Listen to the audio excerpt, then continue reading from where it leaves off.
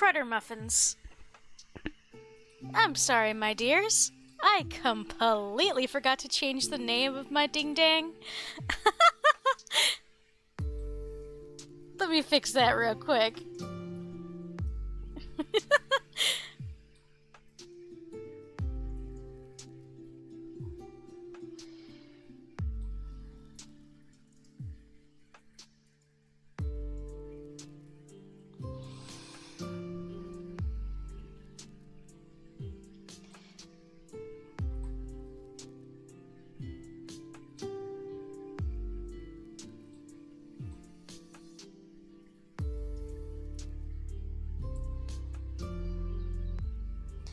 There we go. I just fixed it. Sorry about that, my dears. I simply legitimately forgot to update my stream details. But now I have.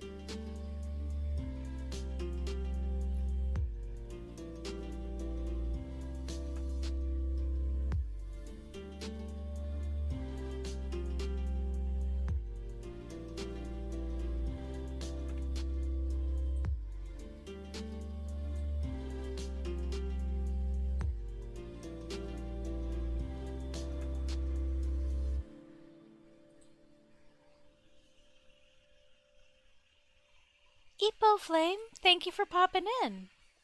I hope tonight's going well for you.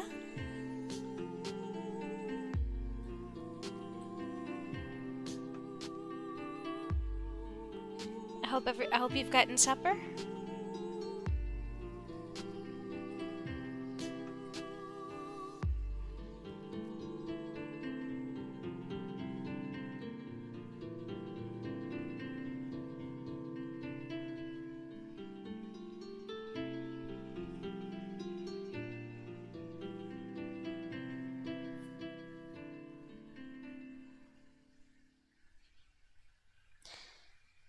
Might as well get started. It's our usual start time. If the music is too loud or not loud enough, please let me know. But let's get started. This is the Fairy Godmother's Potion Factory, obviously set in Shrek 2. This job is from the Fairy Godmother, Kingdom of Far, Far Away. Oh, valiant knight, aren't you a wonder? We've had a burglary at my beloved potion factory. Some impudent ogre and his posse tried to steal my most beloved creations. We chased them off, of course, but not before they'd caused chaos. I can't even ask my munchkins to clean it up. Half of them are now doves, and the others aren't covered by my elf insurance.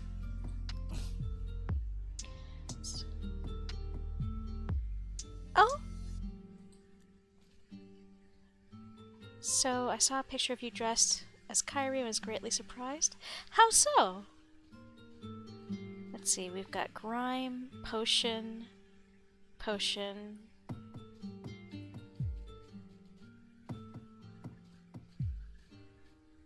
Please wash hands.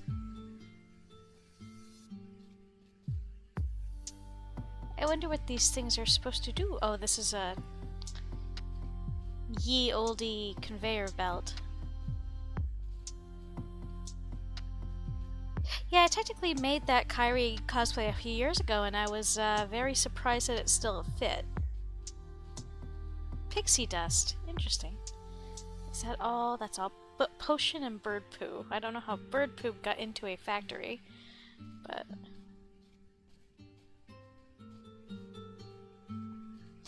Well, might as well start with the floor as usual.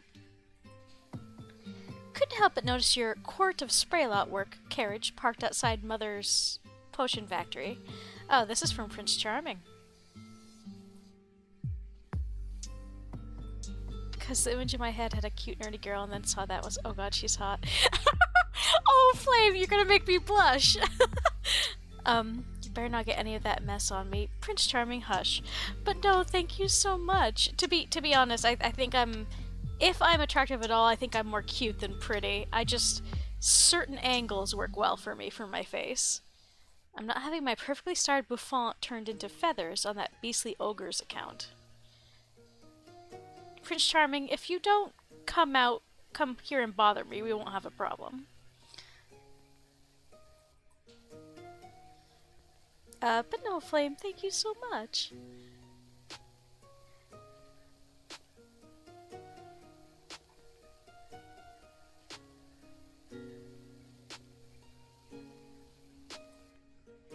I'm pretty happy with how that cosplay turned out.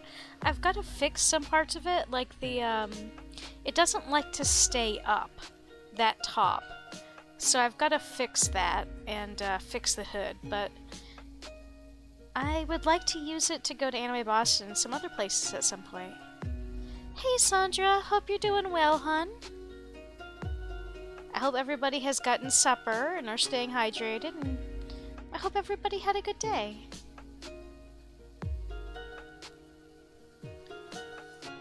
We are cleaning the Fairy Godmother's thingamajiggy here. Eating a Borg. Whataburger. Nice! I ordered pizza. I usually try not to eat out, but today was a pizza day. You had bacon? Nom! I'm glad to hear you're doing well. So long as everybody is having at least a snack and, keeping hydrated, I'll be happy. By the way, this particular music I'm listening to right now, I should put the link It is a medieval lo-fi that I think is pretty delightful. A nice good pizza. Yes. Yeah, this person has a whole thing of like medieval lo-fi, and it's rather delightful. So I was like, I gotta give this a shot for this stream because it fits.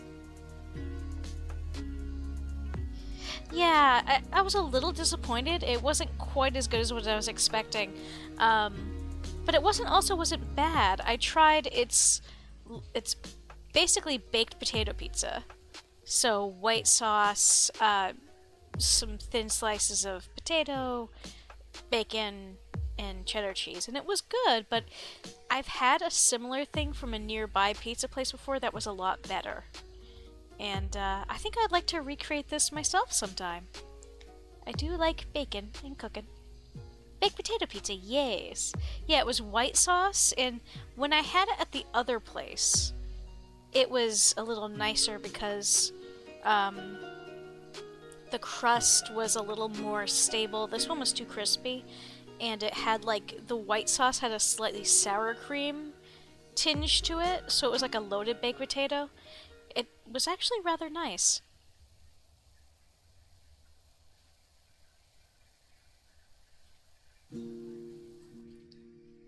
Yeah.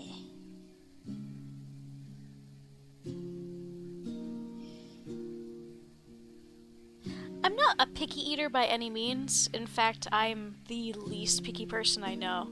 But I do I like stuff. I like trying new stuff. Better sour cream than mayo. I've been told that some people have mayo on their baked potatoes, and part of me would like to try it. The other part of me is just question marking at it. But I guess it does mayo. Decent mayo is made of vinegar and salt and stuff, so to a certain degree I guess it makes some sense, but it's certainly not my first choice. My mom won't eat mayo at all, ever. Oh, I realized I'm sorry, dudes. I realized that my mouse, I'm like moving too quickly. I don't mean to cause motion sickness. Do you think if I send you a video that not at all, Flame. Feel free to DM me anytime, or just drop it in my little section in the kit cord.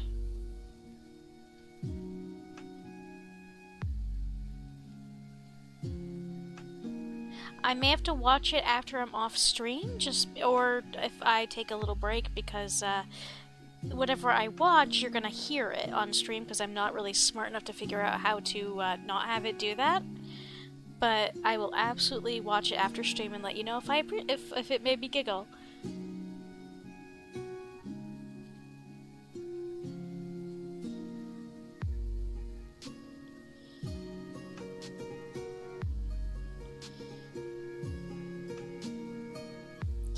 I will try to be a little bit more restrained in my movements so as not to give folks motion sickness. Because that's something I've been told before that I have to be careful about.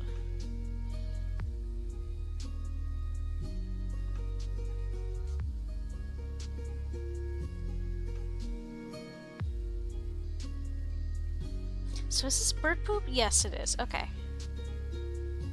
Oh, right! That's why the bird poop is in here. They got turned into birds. Because of the potions. I completely forgot. It has been so long since I've seen any of the Shrek movies that, I forget the details. I'm happy about getting to clean this place, though, because it looks really neat. It's a video from a VTuber girl DM and her ordering a burrito in Japan. Oh no! This probably will make me laugh. Oh no.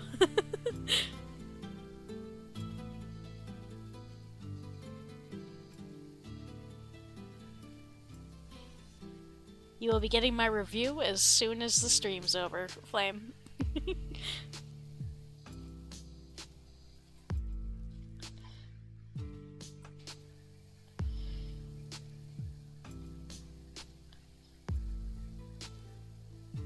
Isn't there a new Shrek?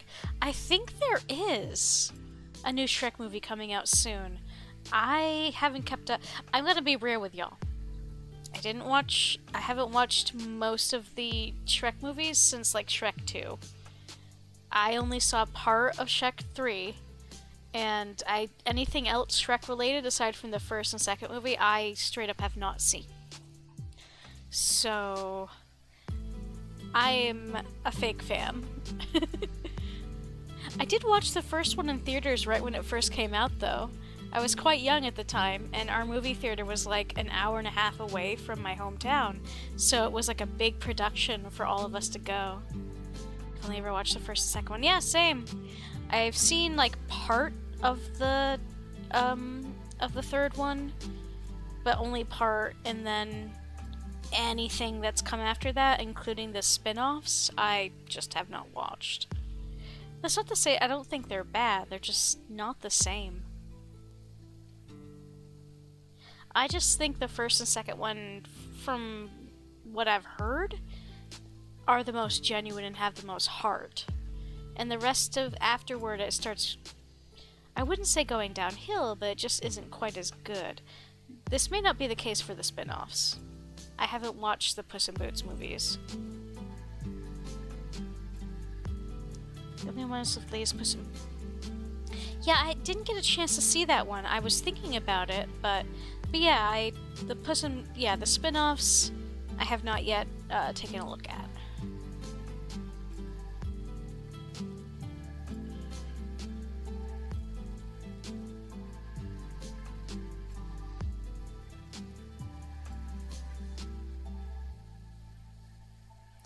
I've heard that this newest Puss in Boots movie was quite good, so I will have to give it a shot at some point.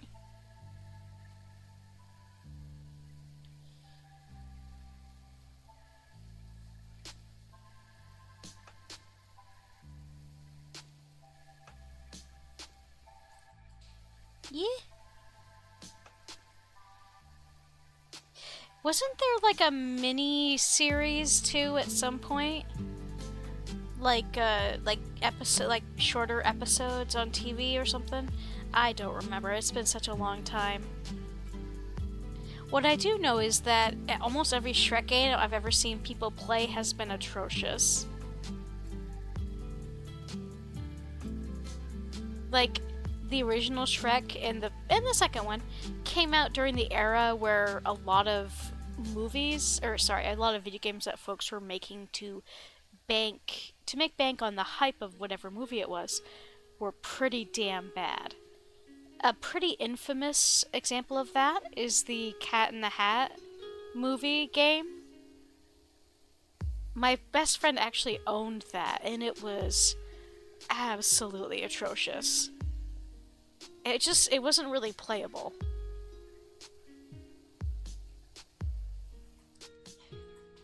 And Shrek suffered from the Shrek video games, at least the ones when the first movie came out. It was the situation wherein our game technology at that point in time wasn't the best. That, plus the fact that they weren't putting in much effort for a lot of PS2 games, or in similar games at that time, and they would just tell people to make the game, but not like oversee the process, which resulted in some real duds. I've seen Call Me Kevin play a bunch of similar games, I do believe. And I know the Game Grumps have played some.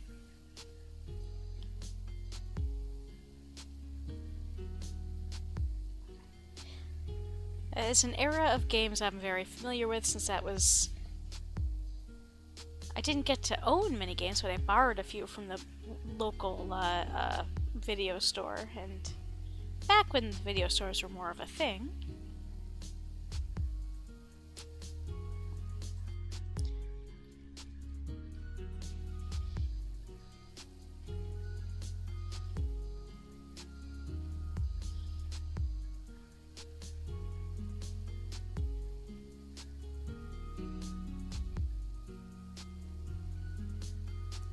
I have a lot of memories of our local video store or video rental place because they, in my early teenhood, they also started letting folks borrow video games, which is like what I said, and also like I remember seeing some games I really wanted to play, but I didn't have the system to play it on, so I would just every time my parents went in there to rent a movie to watch on the VCR rather, I would just be sitting there reading the backs and looking at the video games that could be rented. Like, I think the original Silent Hill was available for the was it PlayStation 1? Yeah, that or PlayStation 2, I don't remember.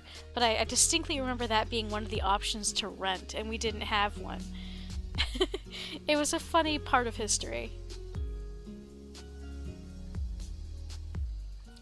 Yep, that's just all potion. All colors of the rainbow for this potion. Oh, I think I might have mentioned it. I told y'all that the Halloween party at work, not really a party, but they had stuff, they threw some little events for some children. Kids of workers from the company could come in during the week before Halloween, that Thursday, and every floor had a different theme and would give out different treats to the kids. And our floor's theme was Shrek. So some of the dudes in charge of our department dressed up as Donkey and Shrek, and the person that dressed up as Donkey, hilariously, in previous years, had periodically made waffles for everybody in the department just as a treat. So he made waffles for children during this event. It was so cute. But the dude dressed as Shrek accidentally made some little kids cry a few times because he was like, "What are you doing in my swamp?" And the children would get spooked and I felt so bad. But hello, Brian. Thank you for popping in. Sorry, I had to get through my little spiel before I greeted you. Otherwise, I was going to forget what I was talking about because ADHD is one hell of a drug. I hope you're doing well, buddy. What was I doing? There we go. Okay. Sorry, I had to click something. Lion! Do you have to, But that's the point of Halloween, to scare you. I mean, it was very much a trick and treat situation, because the fella dressed as Shrek would spook the childrens, but then we had candy treats and waffles for the littles to have, so it was wicked cute. They also, in a different corner of the floor, had both alcoholic and non-alcoholic things for the adults to have. So one of them was serving an caramel apple martini that I got to have a little bit of. And then they also had both alcoholic and non-alcoholic Jell-O shots. I was like, you know what? Offering these in the middle of the workday when people have to talk to customers over the phone might not be the best idea, but I'm not complaining. Doing great, Shio. I have to go close in a little bit, but I'll let you know when. Sounds like a plan, Brian. I figured, yeah, because the store closes at 9-ish, don't it? So you gotta go.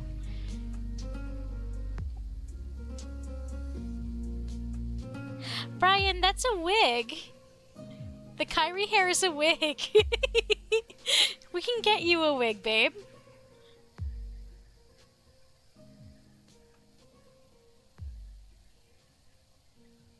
We'll just have to get you a wig. I think you would rock it. It looks so good. I appreciate it. I'm legitimately happy about that cosplay.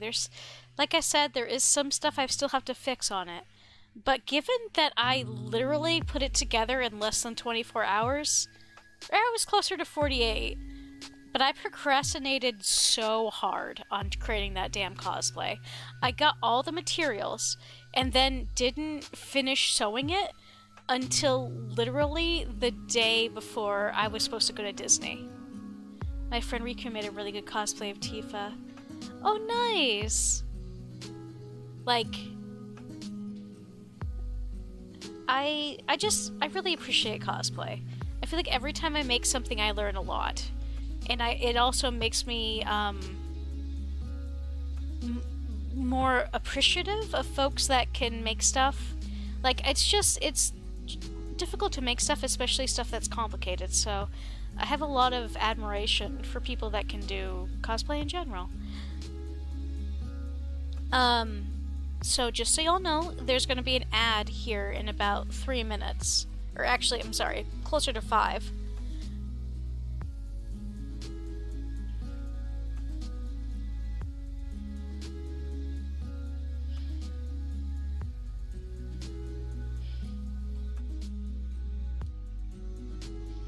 Final Fantasy 7 and Kingdom Hearts 2, Tifa? Excellent! Yeah! I love Tifa as a character. She's probably one of my favorite female characters. Even though she's really misunderstood in fandom and not treated super well by fans sometimes. And Tetsuya Nomura's not very good at writing women, to be frank. He's just not great at it. But I love her as a character. I think she's an absolute sweetheart.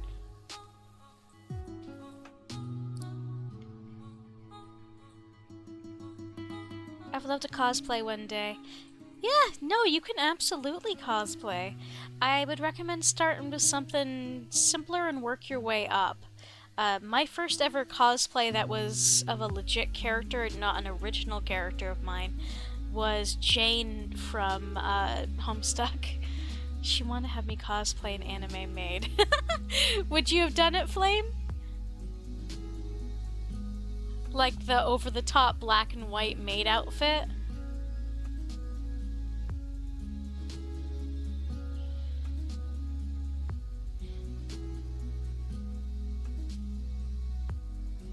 God. Sorry, no, that just reminds me of like the all of the anime and manga in the 2000s and the early 2010s were like obsessed with maid outfits, and I'm sure they still are. Okay, I can try to do it next year. Why not? Well, do whatever you're comfortable with, Sandra. Like I said, I started with something relatively simple. I made Jane from Homestuck, which was just a blue skirt, a t-shirt, and a short wig. And then I moved forward from there. No problem cross-dressing, but do it in public. I don't have the confidence. Yeah, no, that's fair.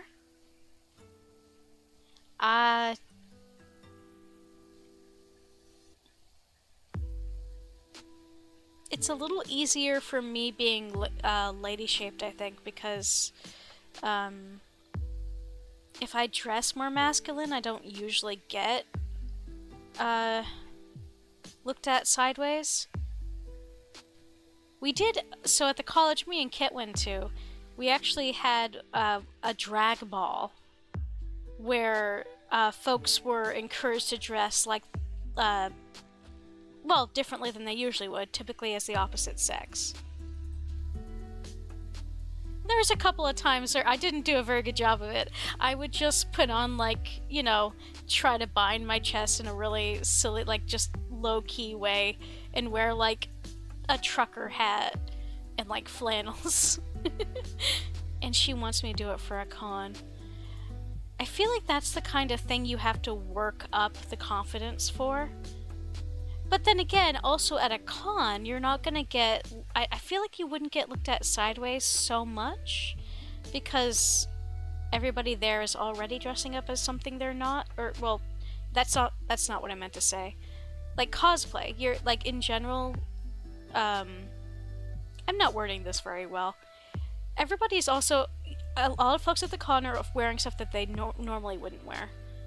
So, on the one hand, you won't get looked at sideways as much by dressing out of the ordinary, but it's also anxiety-inducing doing that in general in public. So, I get where you're coming from. I was incredibly anxious wearing the Kyrie outfit at work, I will say that much. Because I don't talk about myself at work. Talk to you in a little bit, Brian. I hope the closing of the store goes off without a hitch. I try to be very professional at work, so dressing up at all in a way that wasn't professional was kind of nerve-wracking. It's not the same, obviously. But that is to say, I understand where you're coming from to a slight degree. I do just sort of feel like it takes a while to build up the confidence to wear certain things in public.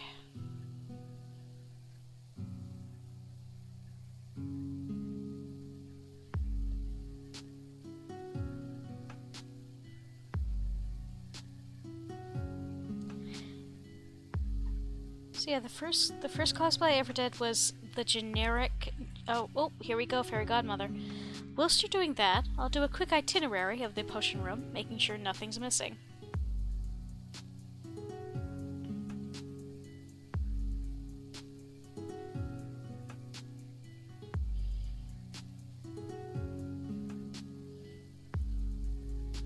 Toadstool softener, check.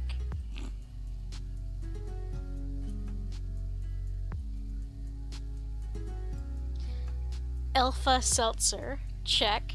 God, these puns.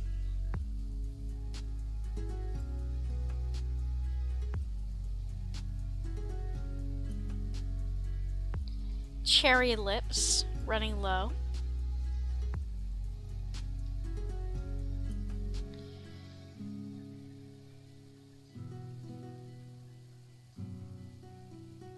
Happily ever after, missing.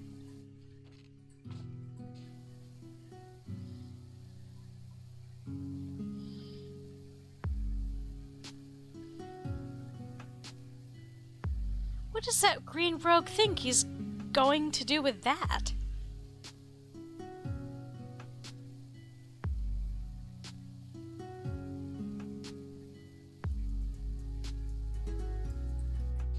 Doesn't he know ogres don't have happy ever afters?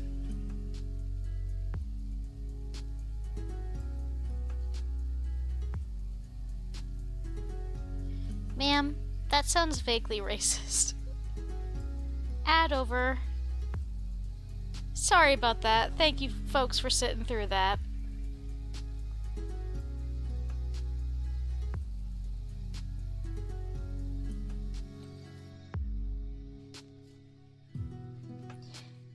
Anyway, if I put my foot into my mouth during that conversation, please rest assured it was not in any malicious way. I just don't know how to talk.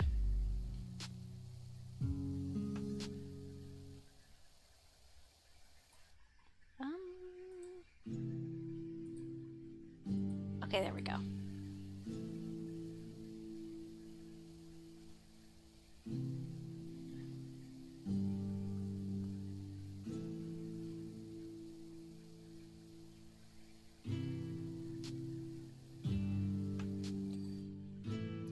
Let's see.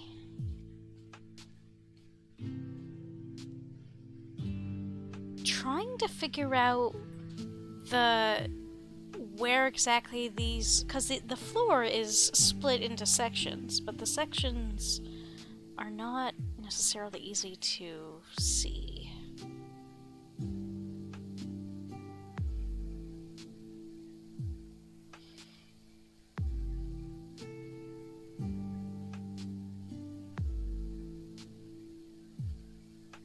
So this, because of the medieval fairy tale vibe, makes me think of this series of books I read when I was younger that every once in a while I really want to go back and reread.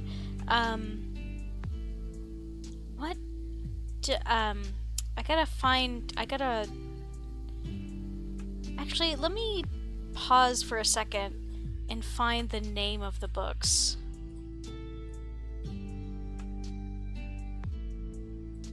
There we go. Thank you, Google. Did any of y'all... The Grey Dark Ray... Yeah, that does track. I think the gold bits on the floor also do some separations. Did any of y'all ever read Dealing with Dragons, Talking to Dragons, or any other books in the Enchanted Forest Chronicles by Patricia Reed? because that stuff was my jam growing up. The whole thing was, it was obviously set in medieval times with fairy tales and all that jazz, but it's difficult to sort of explain. Like, basically the first book begins with a princess being, it was a very tongue-in-cheek series, like lampshading certain tropes and stuff that had to do with fairy tales, and like going along with it. So the main character in the first book is for most of them, is a princess that doesn't particularly want to deal with all the princessy stuff. So she just kind of ollies out, and takes up with a dragon who willingly does housework and cleans and stuff for the dragon. And they're like right in near the enchanted forest, which is like in essence a constantly changing and shifting forest that is basically a main character in its own right. And it was just a very delightful series. Fun characters, like very tongue-in-cheek writing, a lot of really interesting ideas for wizards and stuff. Like, for example, one of the biggest ways to get rid of wizards, because wizards were like a negative thing in this book, like they were in this series, almost all of them are pretty greedy and just want to steal magic rather than working with people to do spells and stuff. The best way to get rid of them is to throw a bucket of water at them.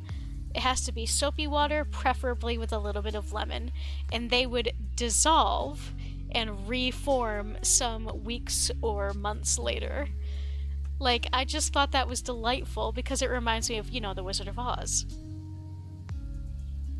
Highly recommend the series if you ever want something that's a ton of fun and clever to read. It's called The Enchanted Forest Chronicles by Patricia Reed. And the first one is Dealing with Dragons.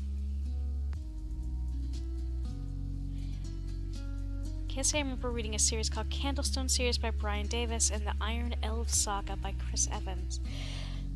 I'm not sure if I've ever read them, but I feel like I might have seen them on the shelves. They sound like it rings a bell. Did anyone ever read the Abhorsen series by Garth Nix? Or really anything by Garth Nix? The Abhorsen series was fascinating because the concept was, on one side, in one part of the world, there's most of the world that we know of is like 1920, maybe 1800s, early 1900s.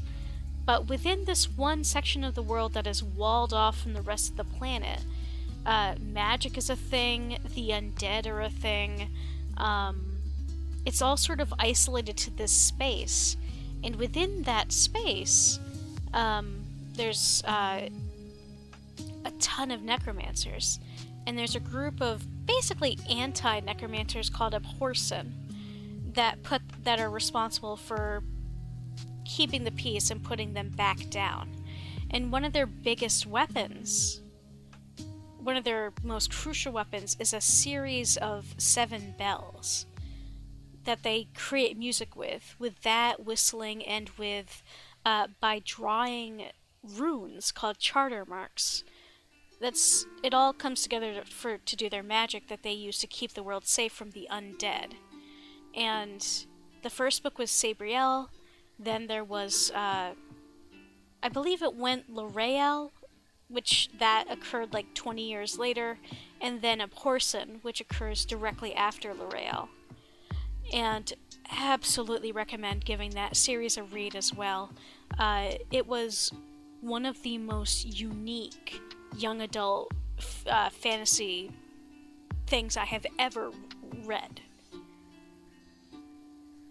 Garthnix also did a few others that I recommend. I don't remember the name of them though. I'd have to look it up, and I don't want to do that while streaming. I'm pretty sure he's the one who wrote a different series about,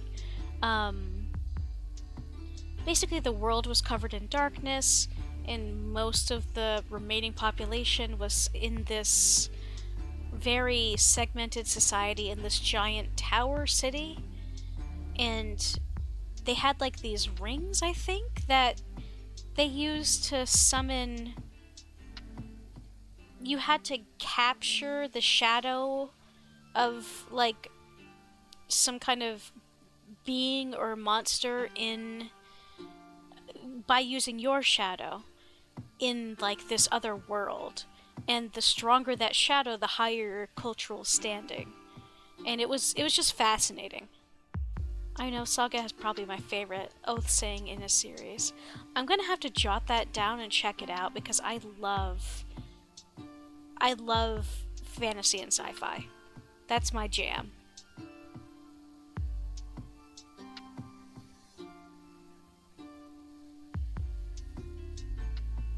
And if nobody has read the anything by Tamora Pierce, like she did the Circle of Magic series, the Lioness, Alana the Lioness, the Protector of the Small.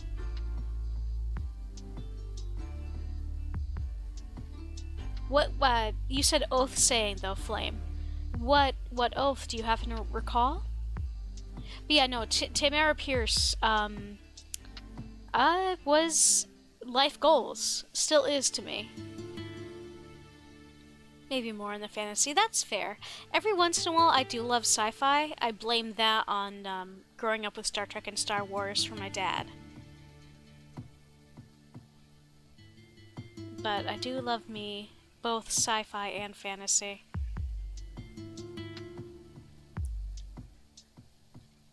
I actually have one or two books that were autographed by Tamara Pierce, because one of my roommates,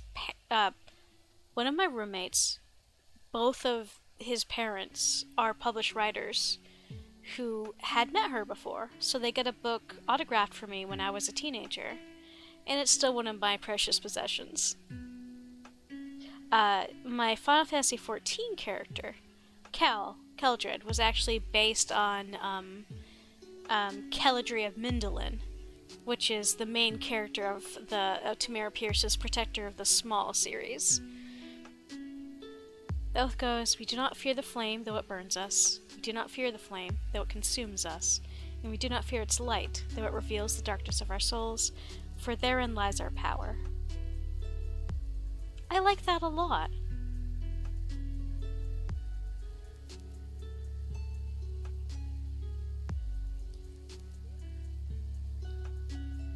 I really like that a lot, Flame. This is from what you're I'm gonna have to definitely jot down this series you're talking about, because it sounds like something that would be right up my alley.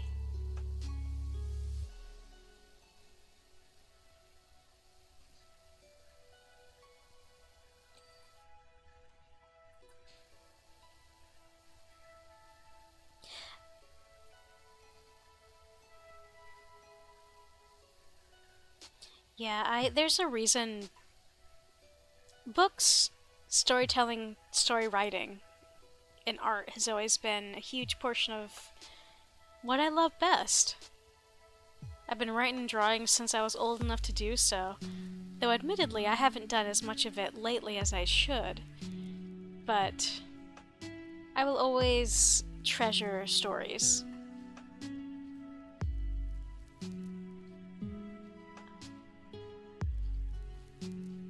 Okay, that's interesting. So, does this go... Okay, yes. Interesting. This is separate than this. Alright. Forged. The first book is called A Darkness Forged in Fire. Very, very cool. Yeah, I'm gonna have to give that a that shit is my jam. I love books, I love reading new things. Ooh, this is more of a sci-fi thing, but have any of y'all had a chance to read any of the Murderbot books? I think it's called the Murderbot Diaries. It's sci-fi, and the main character is so utterly relatable. They are a genderless, not even a cyborg. Technically, they're well, I don't know what you would call them.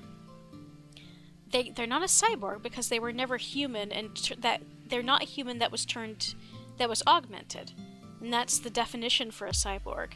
They're artificial being that is part mechanical but also part organic.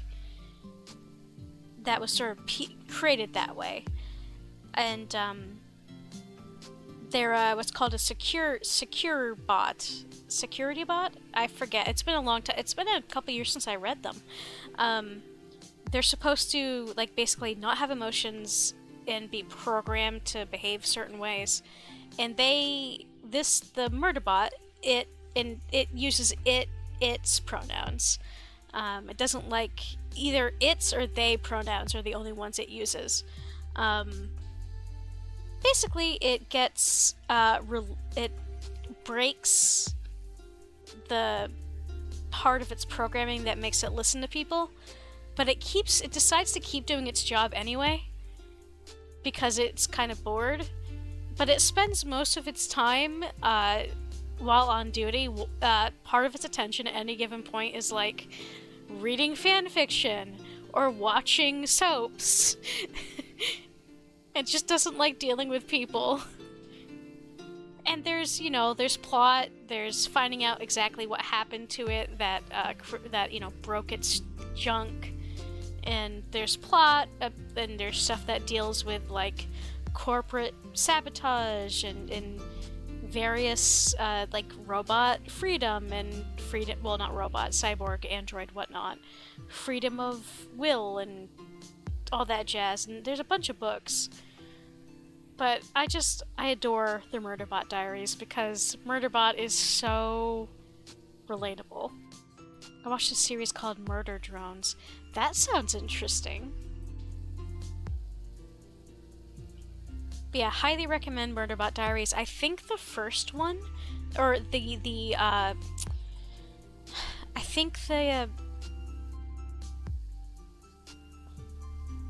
what's it called? The digital version of the first book might either be free or very cheap on Amazon or elsewhere.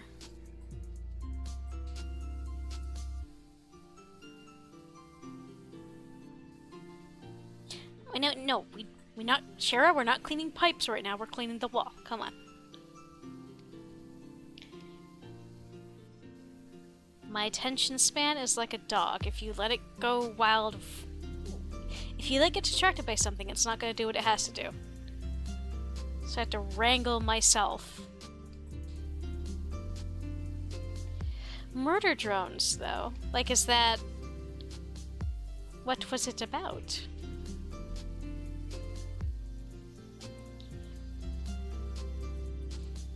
Is this pixie dust? Yes. Interesting. I love that.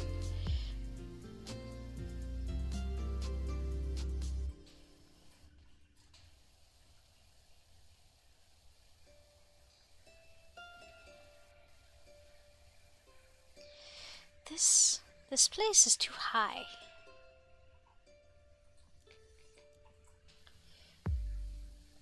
At least I don't have to clean the ceiling.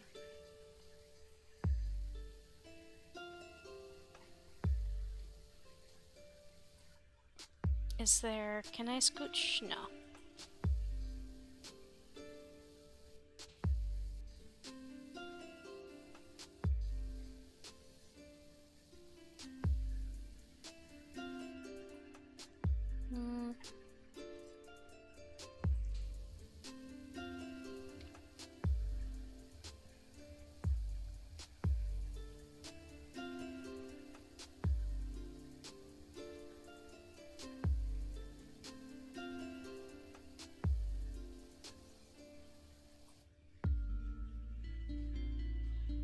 Actually, I should do this platform here first, I think. I do like to do the horizontal series first.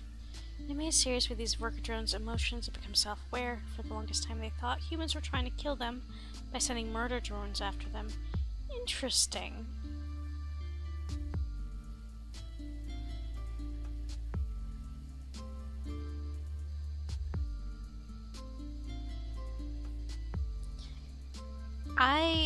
Part of why I like sci-fi is that there is so much possibility for a philosophical meta discussion of sorts, I suppose, about free will and what it means to be sentient, or, well, sapient, through the use of things like androids or robots or clones. And that's so much more readily available in the context of sci-fi than it is usually with fantasy or stuff like that.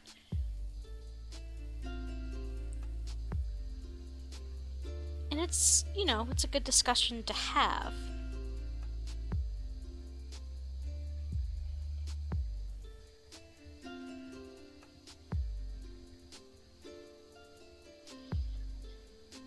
That does sound interesting though, Flame.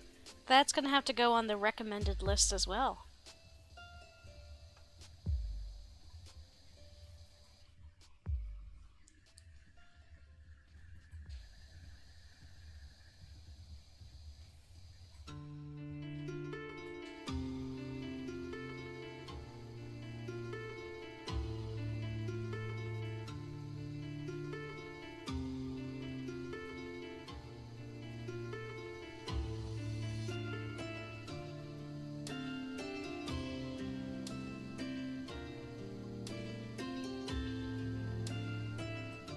That's not what I meant to do.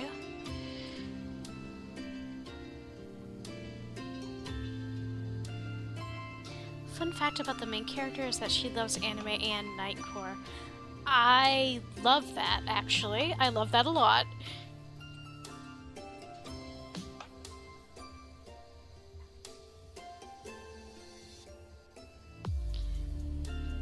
So wait, is this a robot that loves Nightcore? Because there is something deeply funny about that. And I can't really put my finger on it, but it makes me giggle.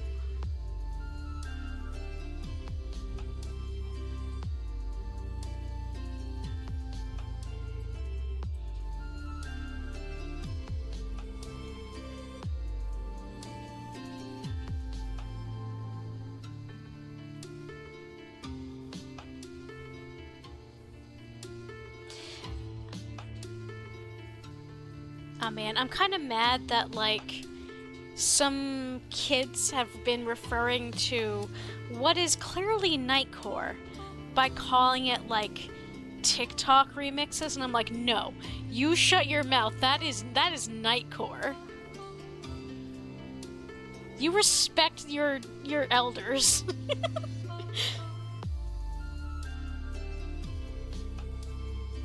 She was also a very angsty teen robot. You know, that's also valid. The poor bean. Definitely sounds like it would be... Sounds like it would be my jam.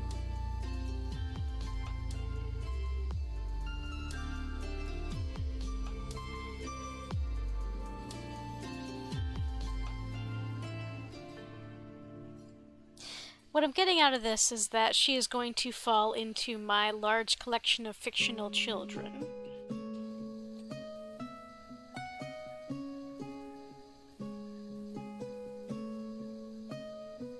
I have many.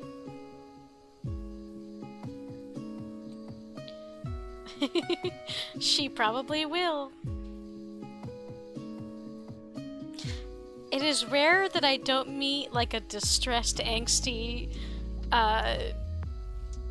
fictional child that I do not feel the urge to adopt.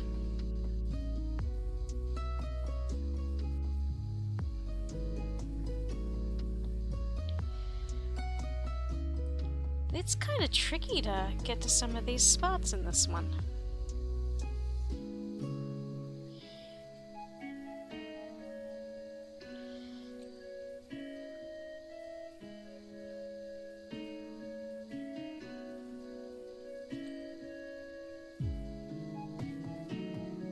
So I had a pretty long rant in a previous stream about Animorphs.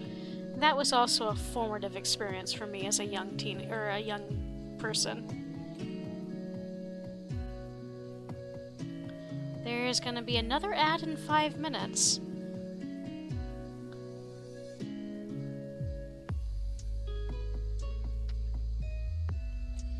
There we go.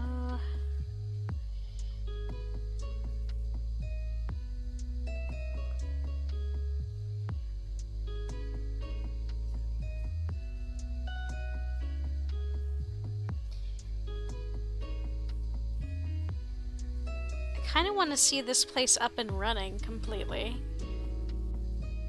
I'll just have to watch the movie again, see how it compares. It's about it's past due for me to rewatch the Shrek movies anyway.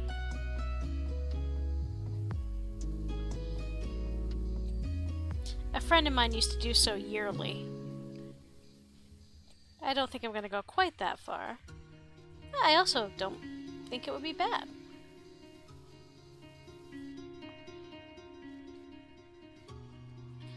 Let's see. Ah!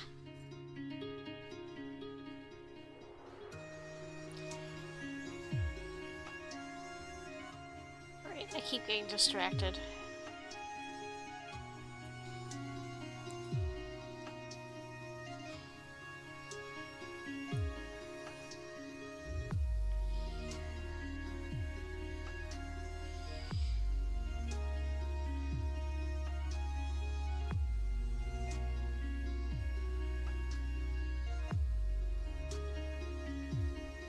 What if I just let it clean itself for a few rotations?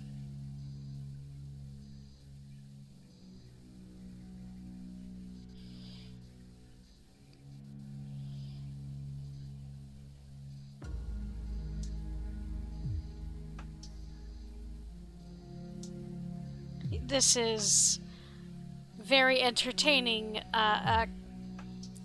stream, I know.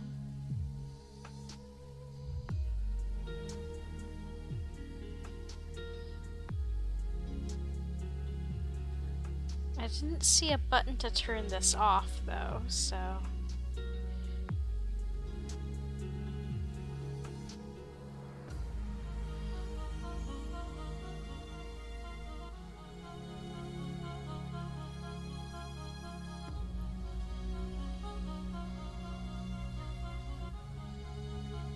Am I supposed to be doing the walls instead of this?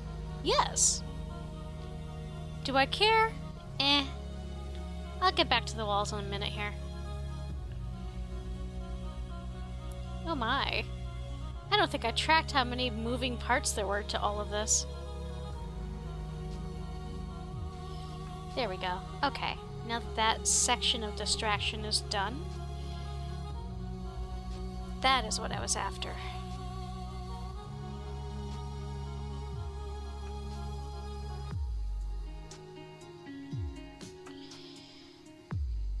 Okay, back to walls. I feel like I might need to get one of y'all involved. Yep.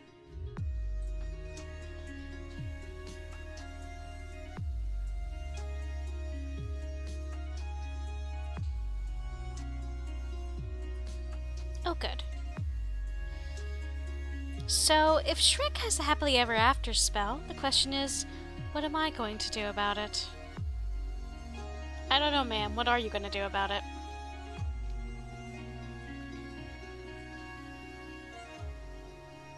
The possibilities are almost endless.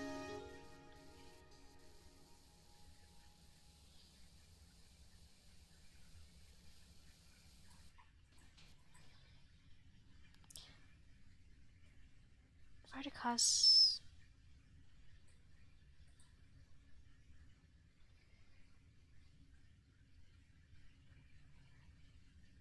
just looked up the other books of the Iron Elves, and God, they have cool names. Yeah?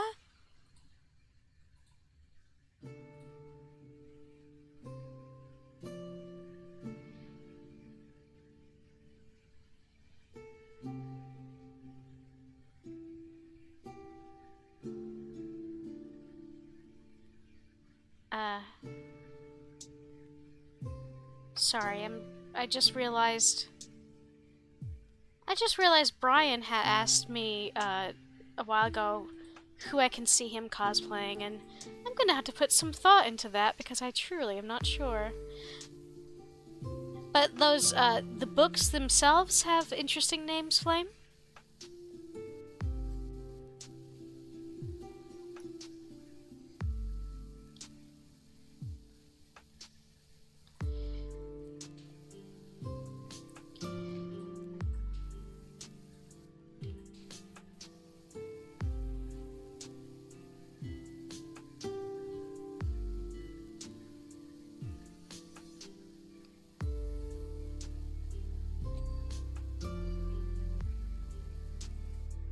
Let's see.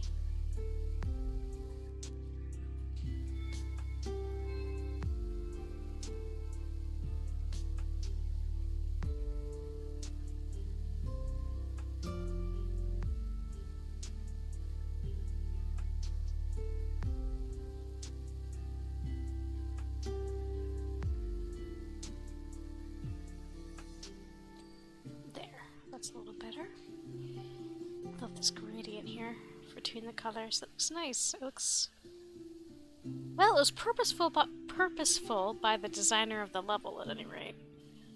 Which is always neat.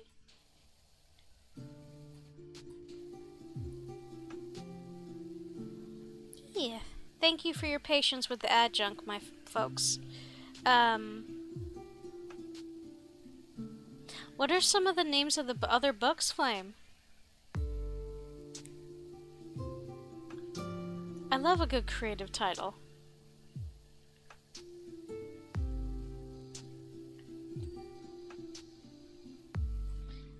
Oh, I don't think I had noticed the actual fucking tree in here.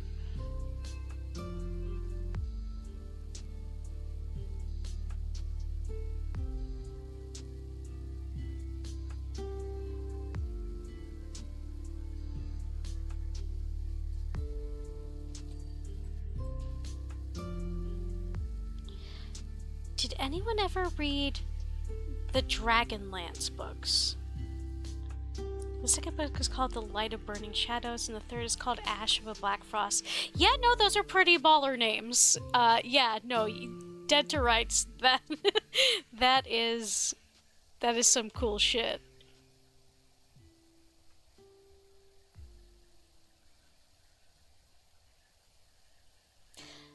I have an upcoming, well, it's not upcoming because I haven't written it yet.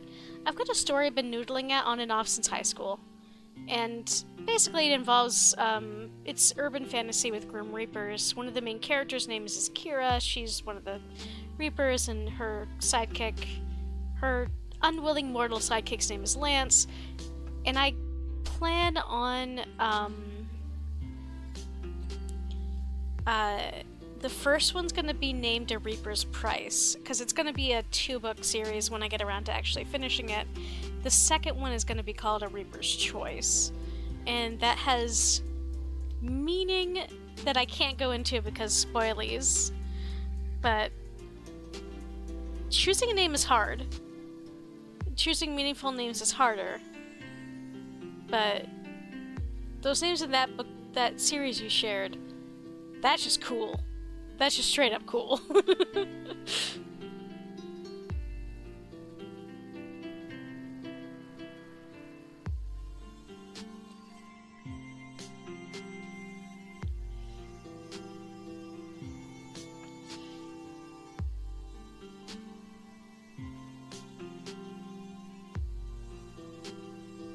What is... oh, that's the vat. Okay.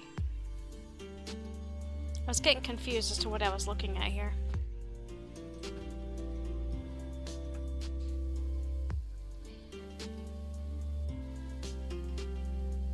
our public library back home was pretty dang small, and I was keeping a lot of those books on the shelves by borrowing them so often.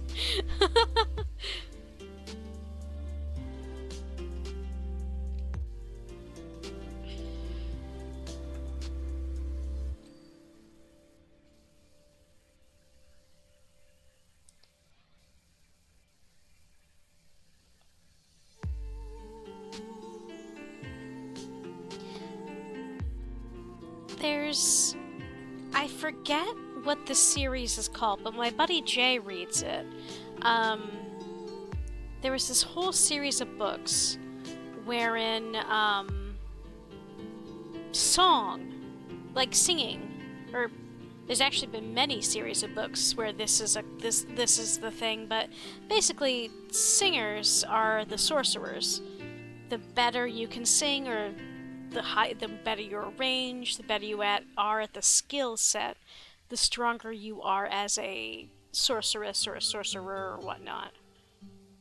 And I believe it was like a professional singer from our world gets sucked into that world where magic is about music.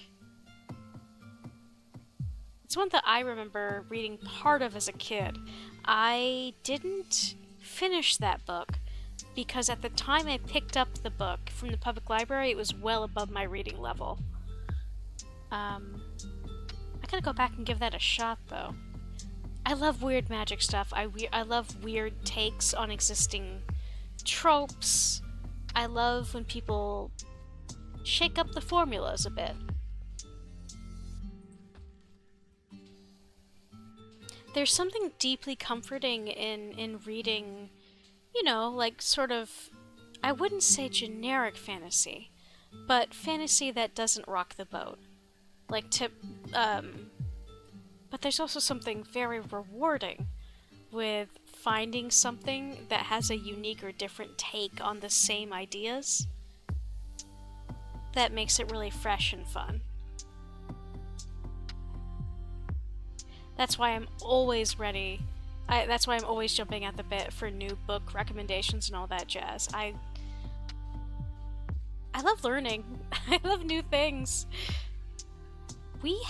Was there not a platform I could use in here? Because I'm not sure how I'm supposed to get high enough to clean some of this stuff. Unless I'm really creative about it. Speaking of which...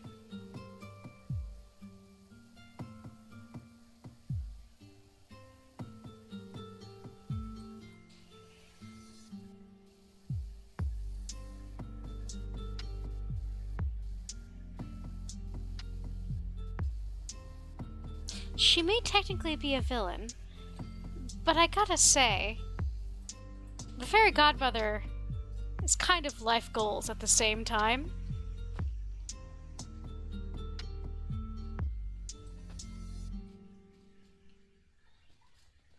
I too want to be a badass old lady who can belt out a song like nobody's business.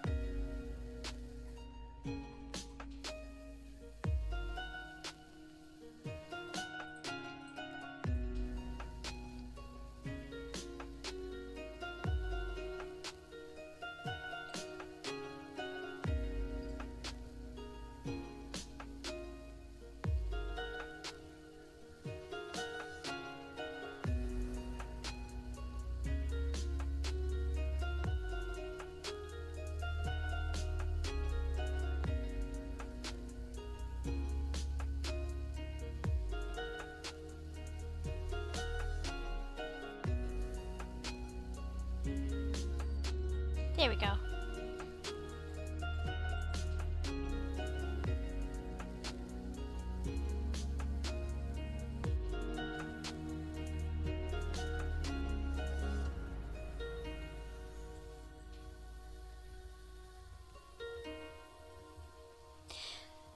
There's a couple of books that I grew up with that I do not remember the names of. But I'm going to... they're on my, like, to-do list to find out what the name of the series and or the names was so I can find them. Because some of them had some really interesting takes. Or some really interesting ideas. And the ones I'm thinking of are too complicated to try to get into explaining just because they're so complex. But I'm sure everybody has a book or two like that. Like something they read when they were younger and they haven't really been able to find since, but it stuck with them.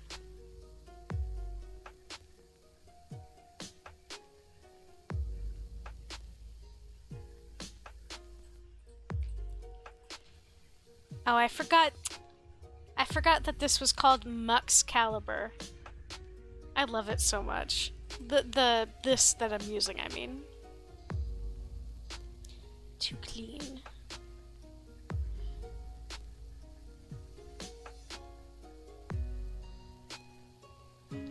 Oh, by the way, this is what my character is wearing, by the way.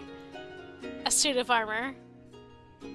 You can't hear it, I think, because, like, not only do I have music on, the sound itself is also just very subtle. But when my character shuffles around or whatnot, there is the sound of their armor clinking.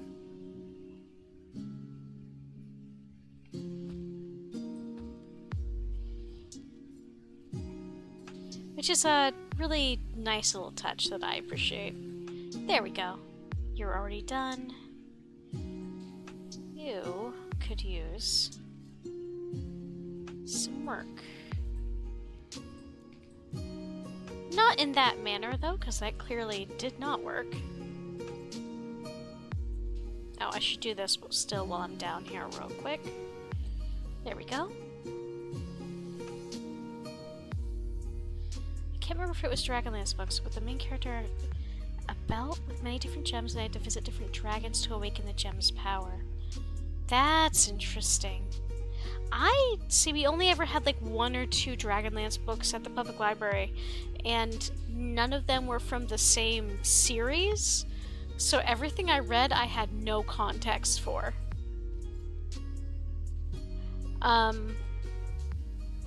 This is kind of a deep pull that I'm not really expecting many folks to know about.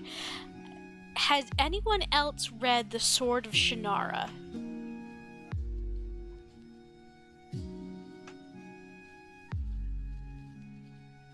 It was kind of, like I said, I'm not really expecting anyone to know about it. It's kind of a,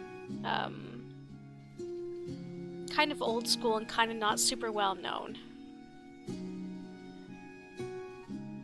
It was kind of infamous for, it was published well after Tolkien, but it kind of, I'm not gonna lie, there was, I thought it was just straight up a copy of the Lord of the Rings series when I first read it, even when I was a kid that didn't know much about tropes. Because it's deep, it's enjoyable, but the problem is that like it copies too hard from the Lord of the Rings concept. You've got like a character who's the only one who can like save the world. They're being guided by like a mysterious rancher who is, and then someone else who's like related to the royal line, and then like 2 or 3 friends from their home village, and they get separated at the end, and the like the whole Frodo Sam thing happens to a couple of them. It was just very. You remember reading that? The Sword of Shannara? Like, I still have a copy of it that my dad gave me. I gotta reread it again to see if it was as egregious as I remember it being. because I have not read it since high school. I was just deeply amused, and there was also like the elf stones.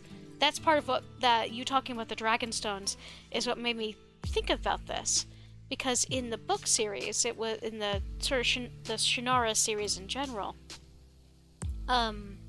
There were the elf stones that only people with elven blood could use, but using them basically drove you insane.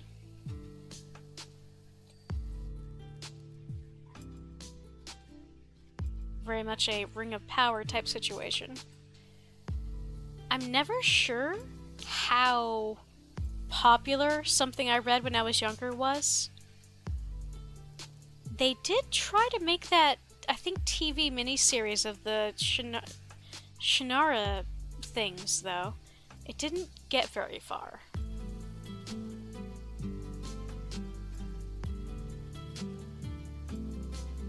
And I was never sure if it was based on the original, because I didn't watch it.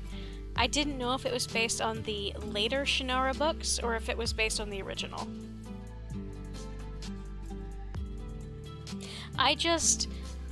Part of what, this is so silly. So my legal name actually is Shera, like my first name. And the main character of the first Shannara book, the Sword of Shannara, is, the main character's name is Shea, S-H-E-A. So I used to pretend it was me because our names were so similar. Yeah, that book was way above my reading level. I was reading it at, like, trying to read it at 8 years old. And I was above my reading level, but 8 was a little too young. And then I went back to it in high school.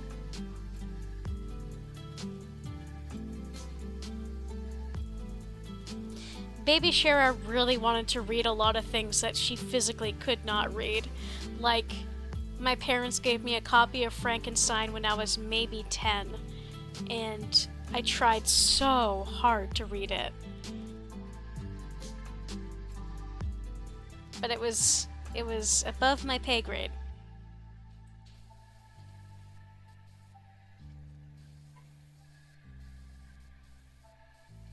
Which was hilarious because I was above my reading level. I just wasn't that far above my reading level to be able to parse Frankenstein at, like,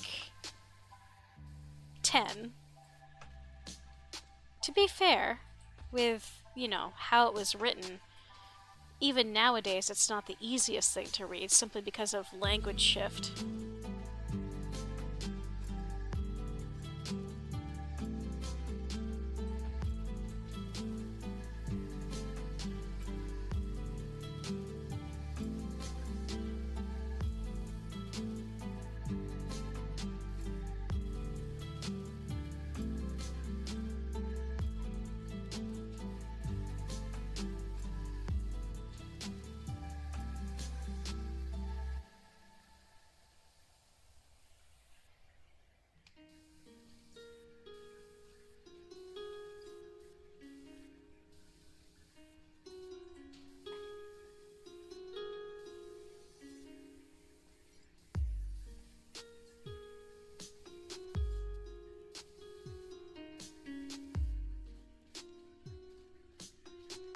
Alright, I'm gonna have to get a better view if I want to clean that. That's not what I meant to do. There we go. So I figure, finish with this wall, get these pipes because they're irritating, and then survey and see what more we have to do. Okay, there's you. What about you? There we go.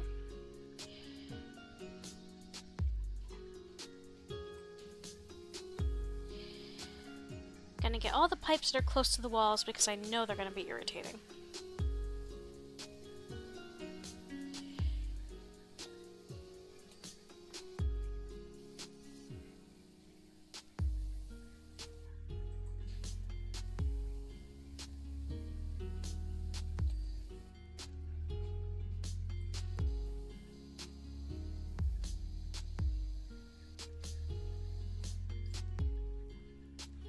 Ah, we've got more wall over here. I forgot.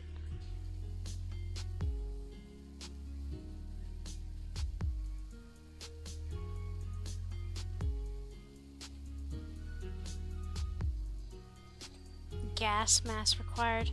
That's not concerning at all.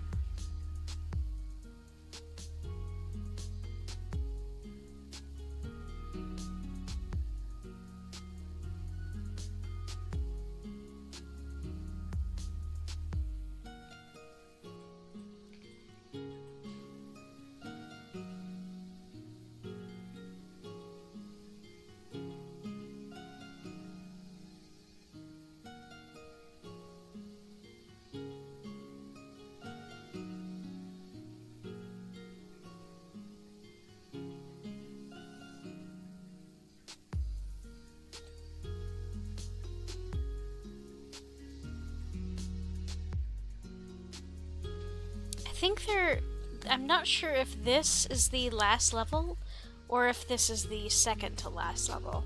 I do know there's usually 5 in the at least 5 levels in any paid DLC.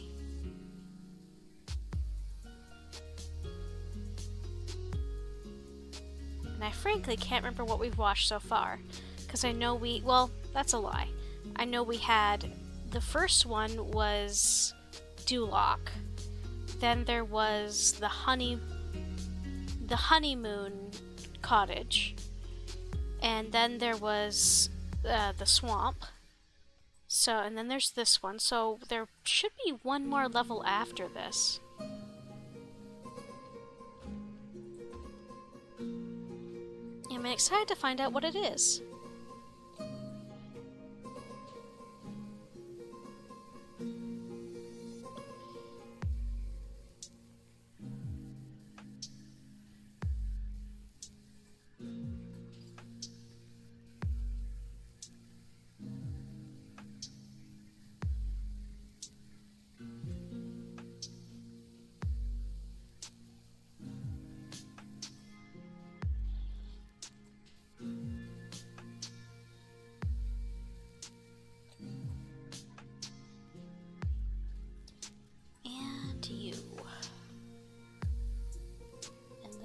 We'll turn to the other walls.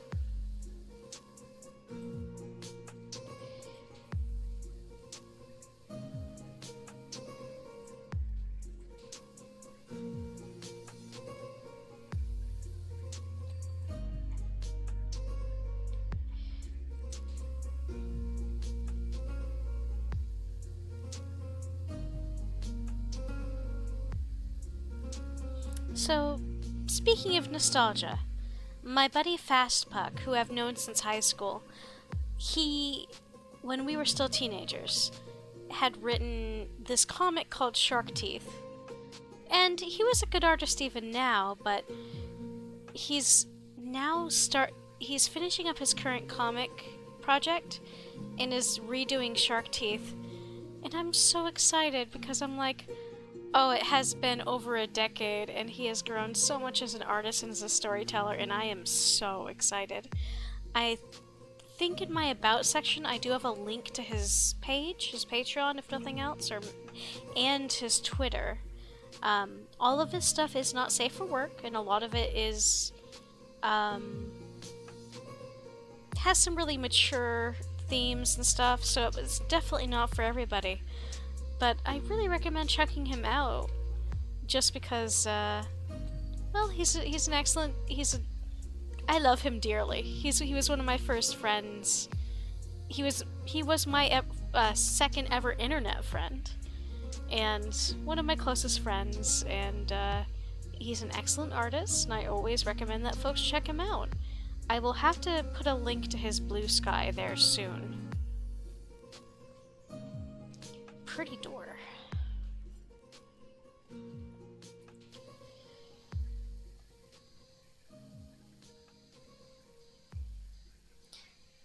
Hey, speaking of Blue Sky, I really gotta hurry up and make one. I forget. I am bad at remembering that kind of sort of thing.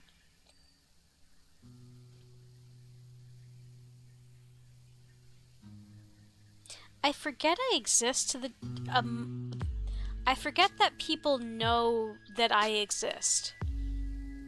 If that's, I guess that's something weird to say when I'm in the middle of streaming. But I forget sometimes that I can be perceived, and that, which means I don't update a lot of my social medias as often as I should. And another ad in 5 minutes? I thought I had these set to only be twice an hour. Sorry about that, my dears. But this does mean no pre-roll ad. So, pros and cons, I suppose.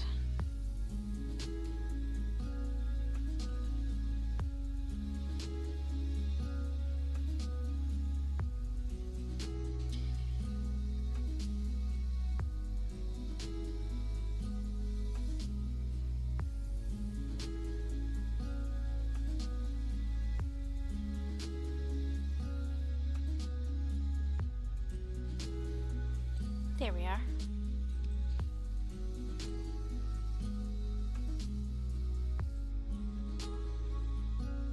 Okay. Section first.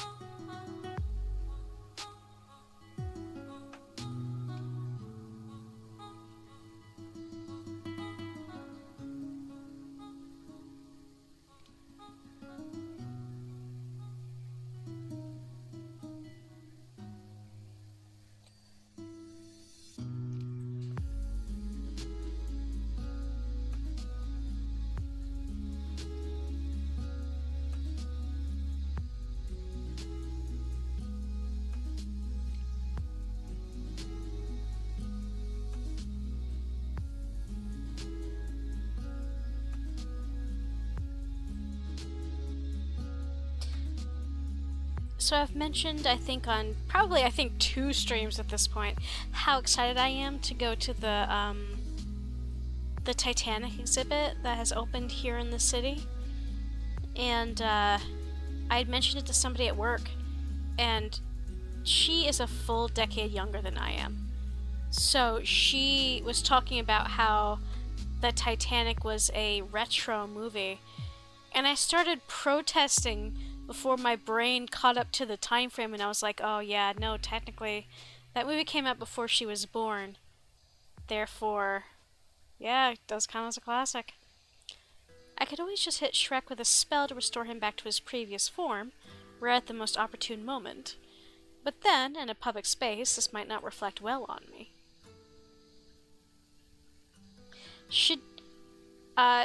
Listen, casual criminalist rule number, 1. Do not write down your crimes. Ma'am, you should not be talking to me about this. No, there must be a better idea. Ms. Fairy Godmother, you are, well, technically, I guess these don't count as crimes. But even so, ma'am, kindly keep me out of your plotting.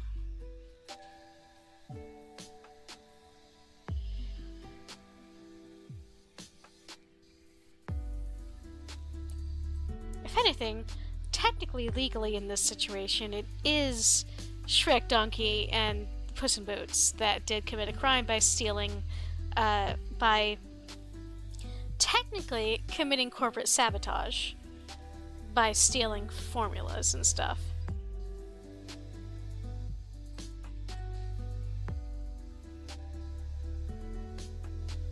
But also, the Fairy Godmother's being a hoe. Listen, ma'am, I'm cleaning this place up for the sake of your employees. You're doing a bad... Fantasy OSHA would be disappointed in you.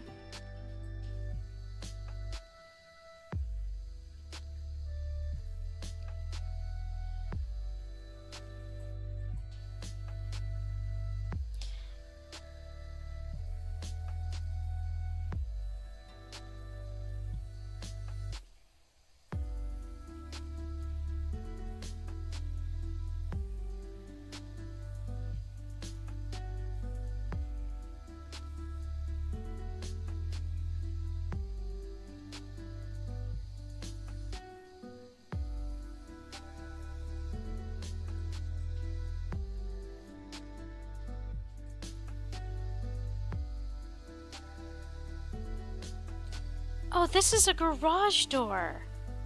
I was wondering what the hell this was.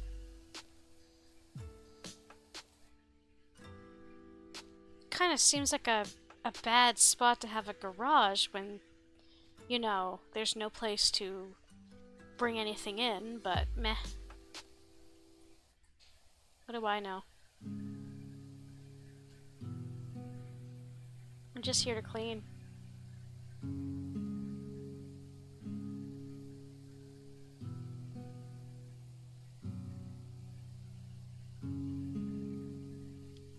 Aha, we've got some rust.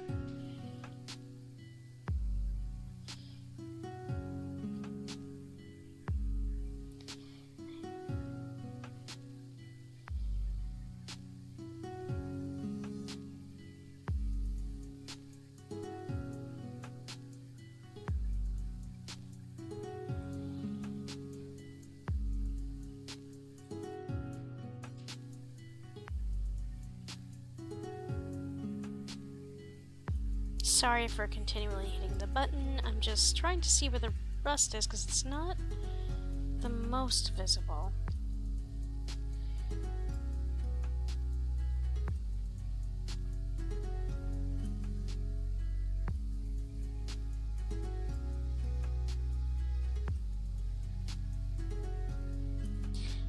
You're good, Sandra. Viewing is never a requirement. Neither is, like, active participation. Everybody's presence is deeply appreciated, though. But never feel obligated to stick around for the whole stream or to do things that you're not comfortable with doing. We're just here to have fun. Now let's see. Am I missing... Yeah, this is a chunk of the wall that needs doing.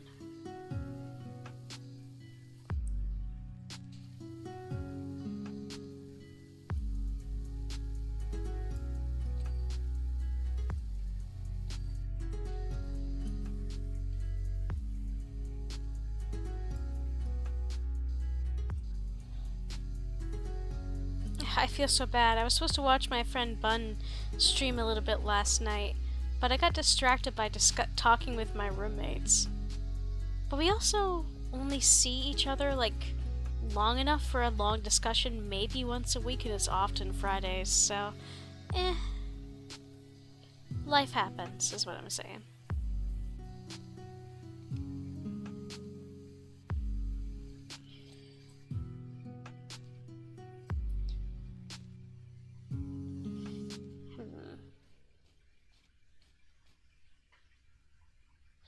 Well, I suppose I might as well stick with my clean the walls guidelines and do the tree and stuff here. Ooh, what are you? A water cooler. Ye old water cooler, oh my god. I wish I could use it. It's amazing.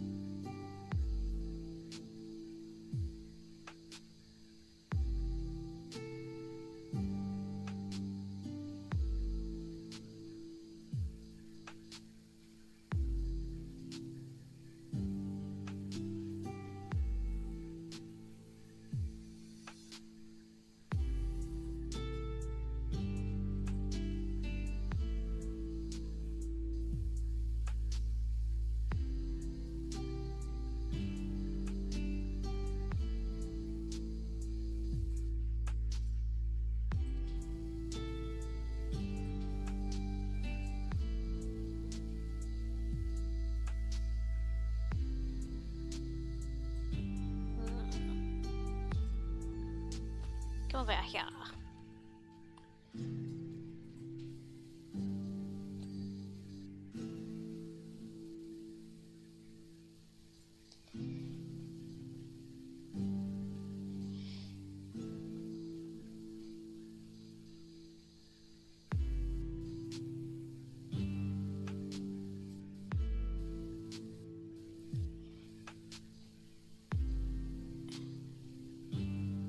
that'll do for now. I'll probably have to climb back up a couple times.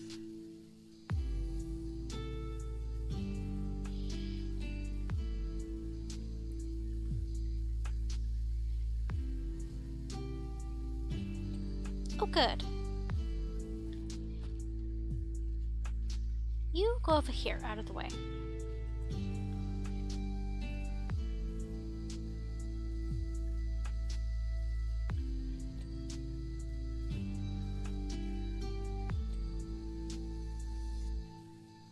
Do you ever feel bad about the elves that Shrek, Donkey, and them talked to when they were infiltrating this potion factory?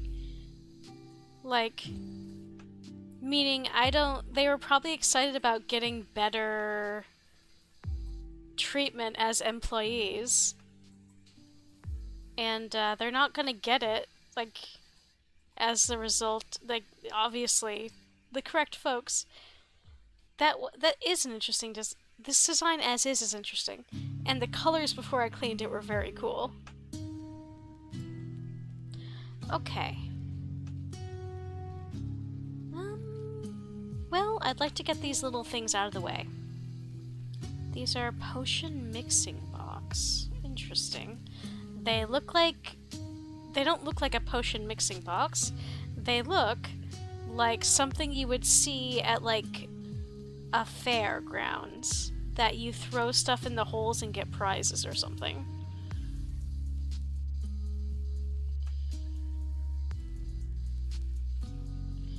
Oh.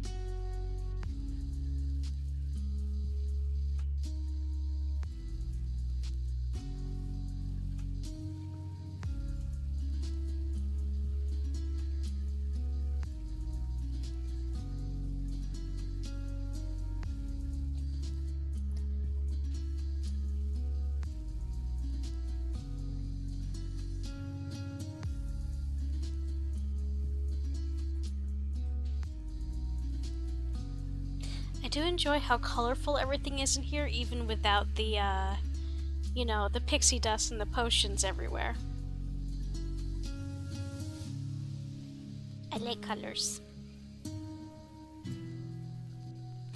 That was part of why the Wonderland DLC delighted me so much, because it constantly was using such vibrant colors and designs and stuff. I love it.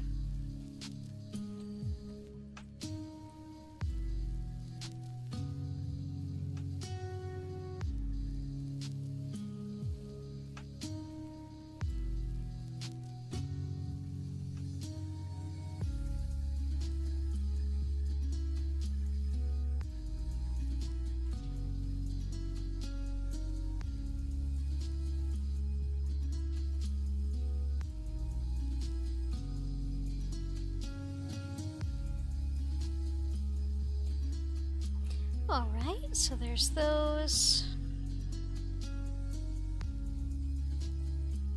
I think I would like to get these done.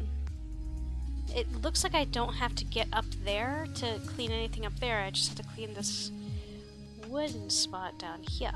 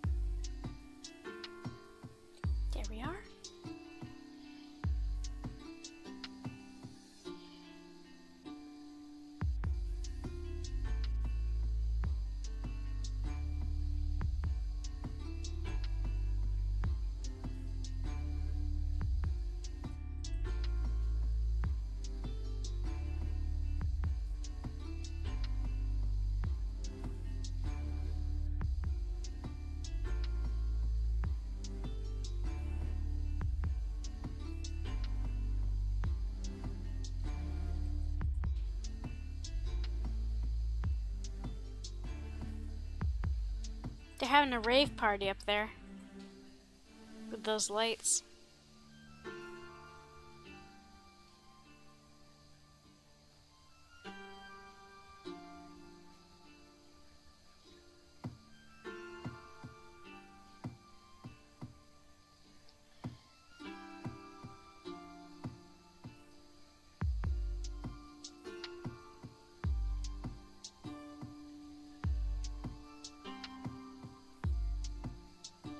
There we are. I wanna... Where is... Get over here. Aw. I say aw because I wanted to be able to get up there, but no food or drink. Okay. Yeah, I can't get up there, but at least it's clean. While I'm here... These are another object. Might as well start getting them done.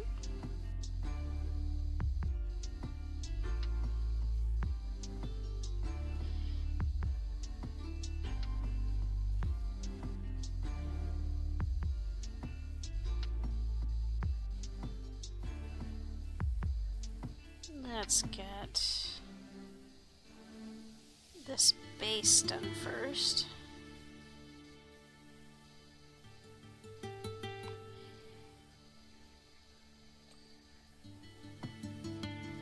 Alright, you can scoot,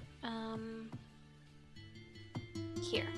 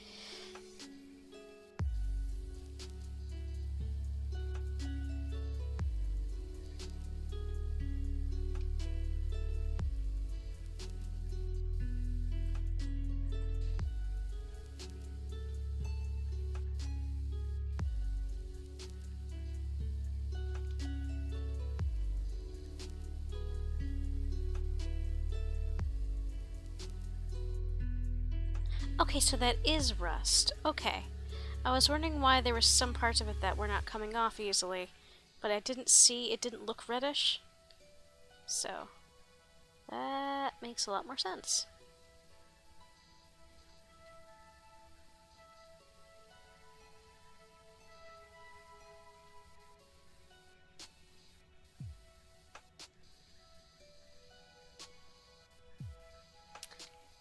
I don't know why cleaning these things is making me think of Legend of Zelda Tears of the Kingdom. Maybe just because of the like circular, some of the designs in the Temple of Time, maybe that move.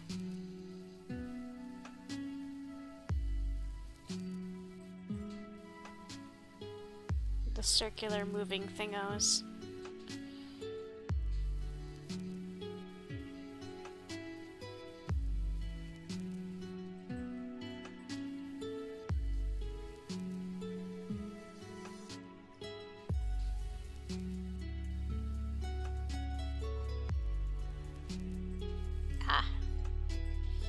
This would account for some of the missing. There we go.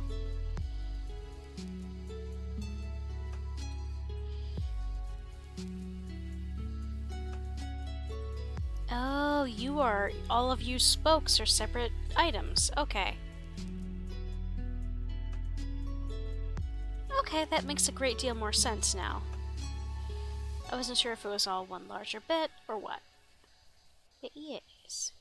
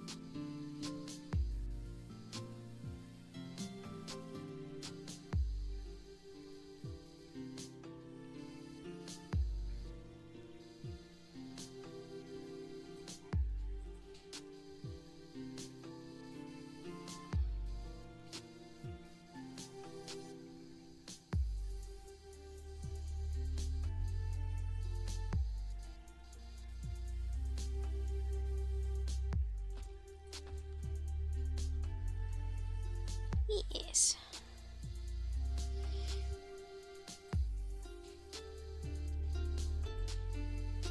You know what the Fairy Godmother said makes me think that her workers don't have FMLA for accidents, like the whole getting turned into a dove thing, which makes me think that we should be calling Fantasy OSHA on her.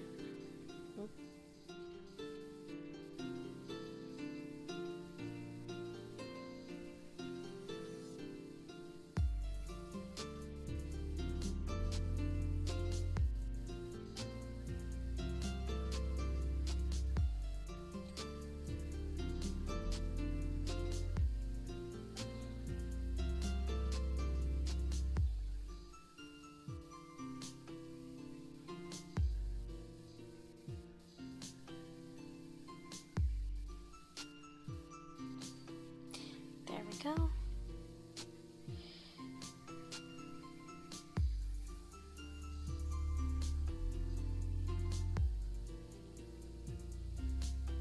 Oh, I did miss that. Alright.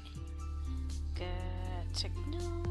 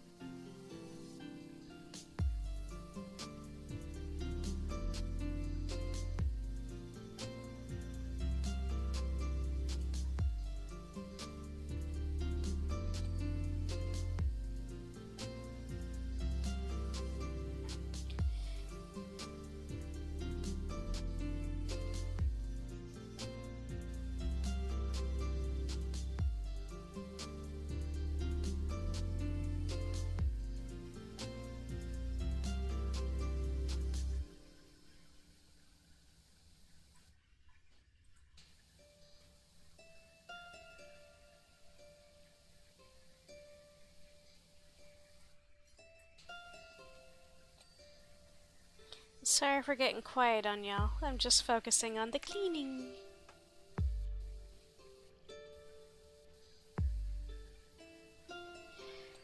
Plus, my attention span is less than ideal.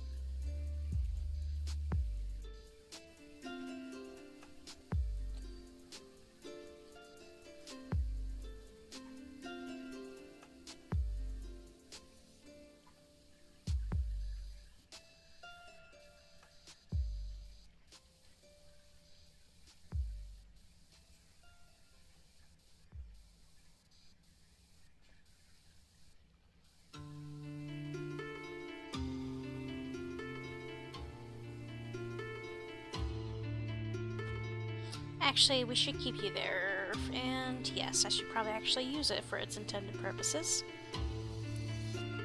There we go.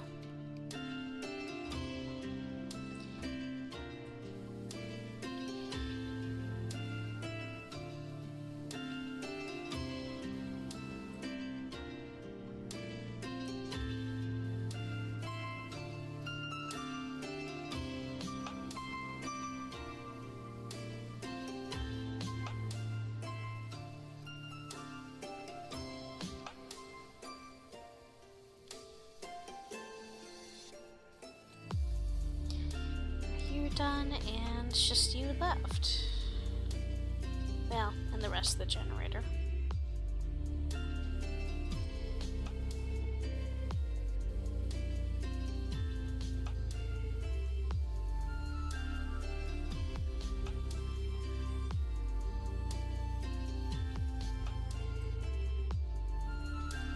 There we go. Okay. So this side of the room is basically done. Which of these is going to be the most to... You know what? I think it's going to go from left to right for most to least irritating, possibly? Actually, no, never mind. That's a lie. Look at those moving bits.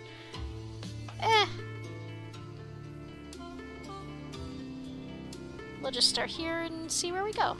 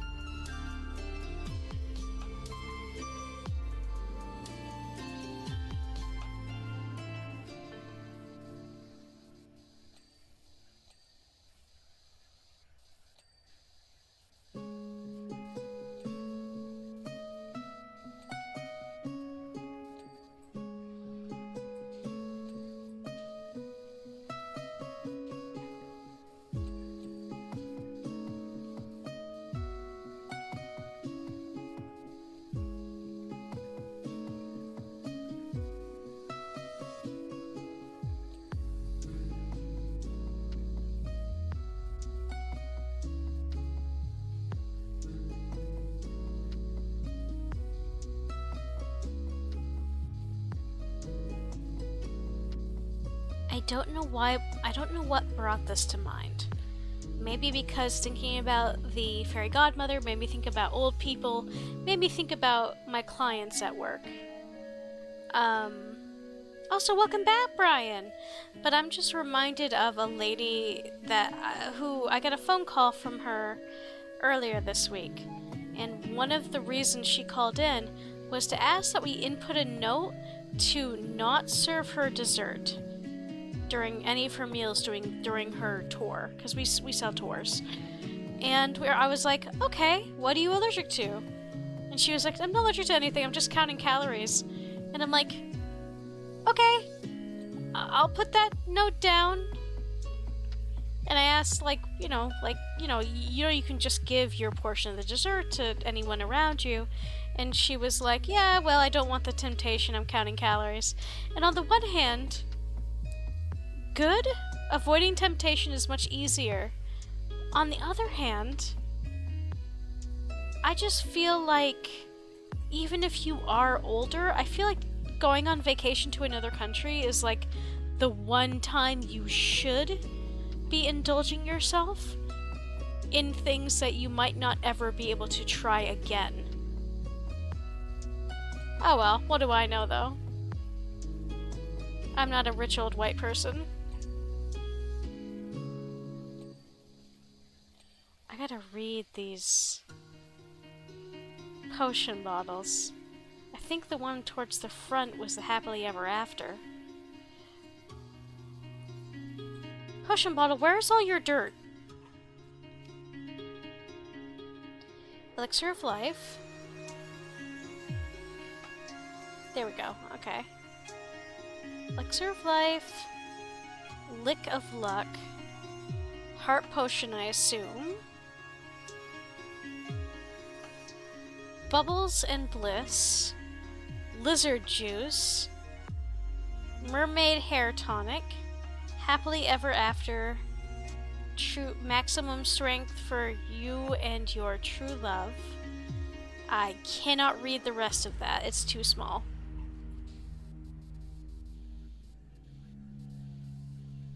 Welcome back, Brian.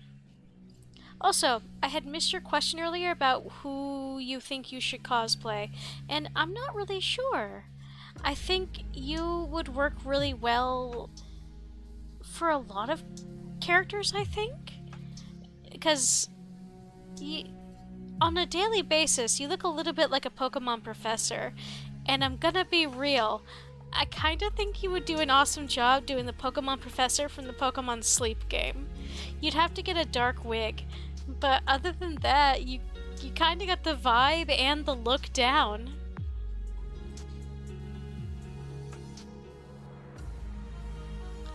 We would just have to get you like a lab coat, a slightly darker wig, and you're pretty much good to go.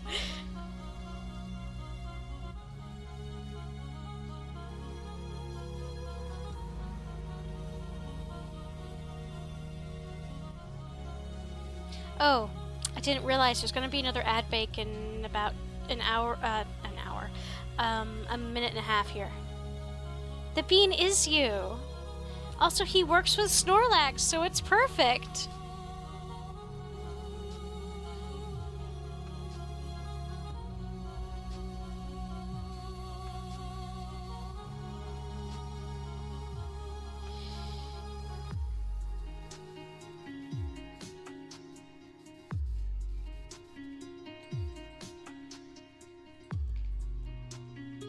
Yeah. I think you would do just fine.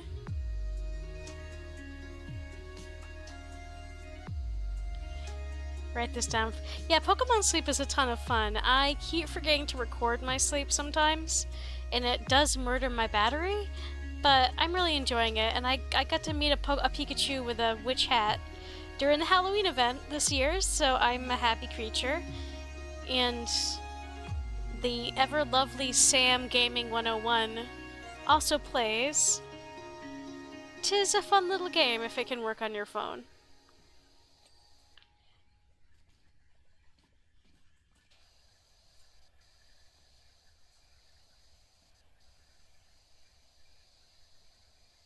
Ad is about to start, my dears.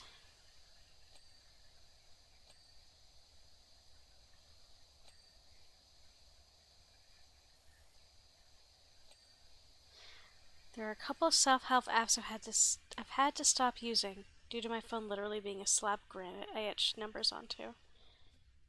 Aw. Well, I hope you can get a new phone soon. That can't be fun.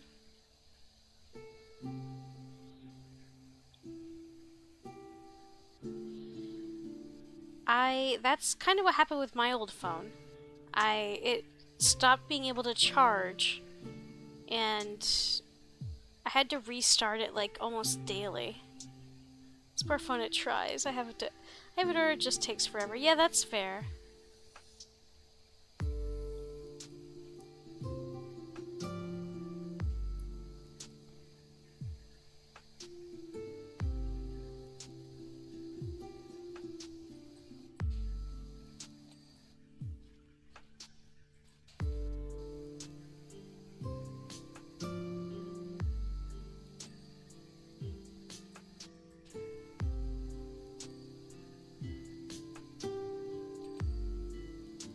Do I have to clean the roof? I do! And the tanks.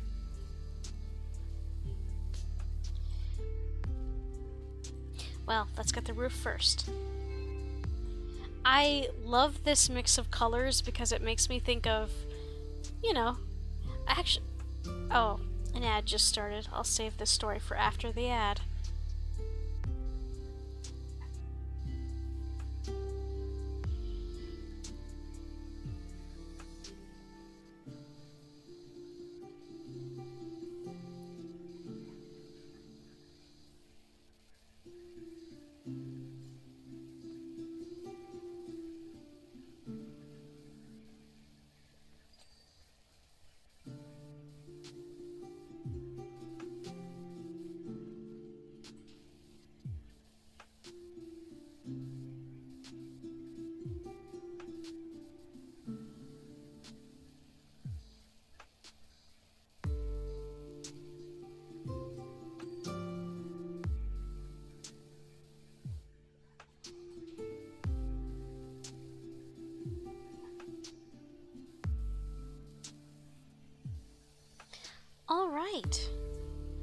the Shrek 2 PS2 game. It had a Fairy Godmother level. It was fun. Yeah, everything I remember about Shrek games from that era was very hit or miss. I just remember a lot of them being really atrocious. I'm getting a phone you can sync those fancy watches to. That's neat. My roommate has one of those. They seem very cool. I just don't have the brain power for them, but I see how they would be very useful for tracking, for being able to see like text and stuff when you can't have your full phone with you at work, or like tracking your steps and such. Oh, what I was gonna say, so the cluster of colors here that were before I cleaned it, of all the various potion colors, it reminds me of going to places where they like clean or paint cars. If you've ever seen like that mix of colors of paint that just sort of gets put together. It also reminds me of next to the Grand Resort Hotel near my hometown, which is the hotel is currently defunct because it's like almost 200 years old and it needs a lot of money to fix, and they've been trying to fix it for like 15 years, but they need a ton of funding.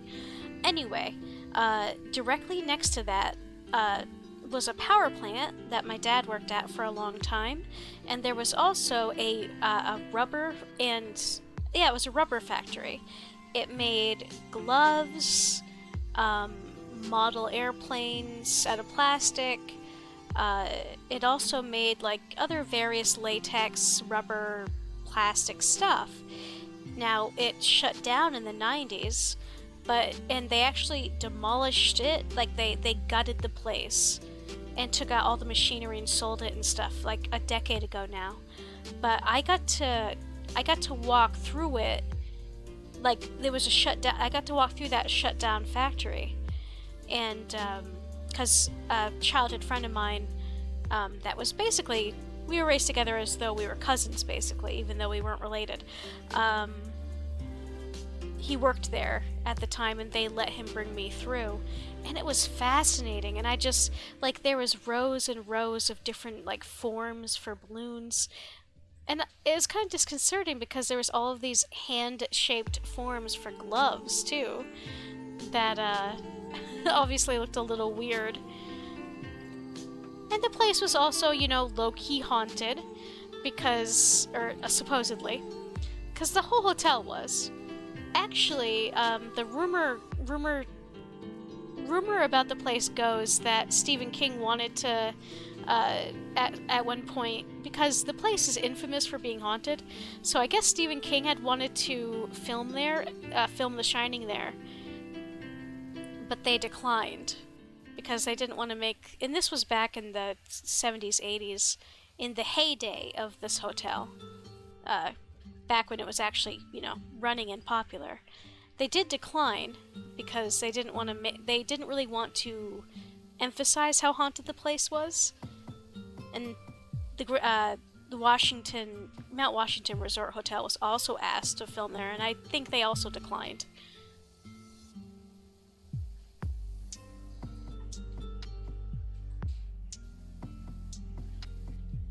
It's always interesting living near some place that is, like, purportedly haunted. Of course, now that I live here in the city, there's tons of places that fit the bill.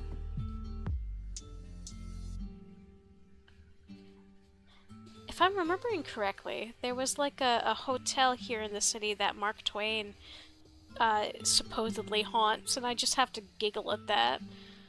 There's a mirror that he used to, like, in the room that he used to spend a lot of time in, that even no matter how many times you clean it, it keeps fogging over again. As though he's on the other side, breathing onto the glass. I love hearing stuff about this. Yeah, it's fun. I don't know. I'm not really sure what to believe in at this point.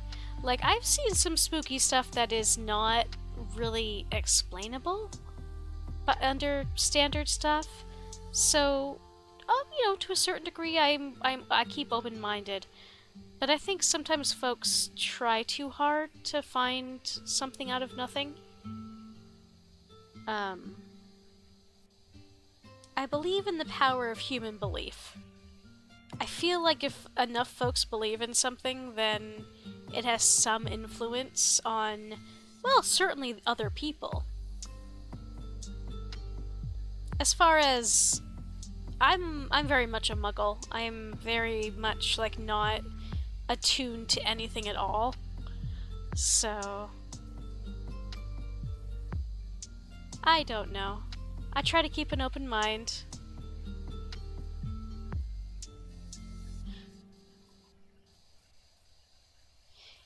I do love hearing about this stuff, though. I really do. Although, it is... talking about specific stuff can sometimes be a bad idea. I'm told that talking about it can invite it. Or talking about too much spooky stuff can invite its presence. I don't know. There's nothing wrong with it. Yeah.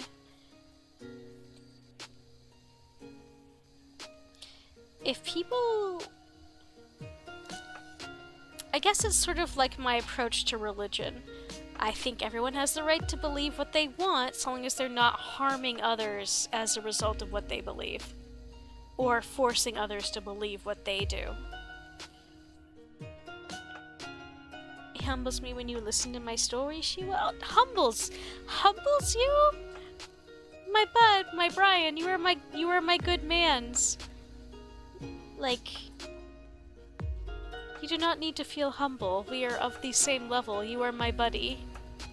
I am no better and no worse than anyone else here. I just happen to be another person on this planet. I'm just the weirdo who's streaming right now.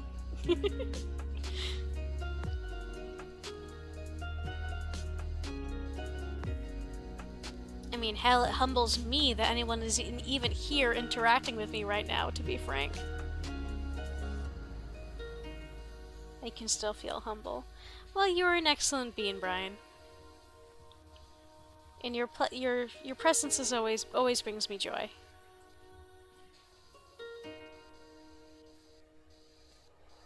And you also give the best hugs.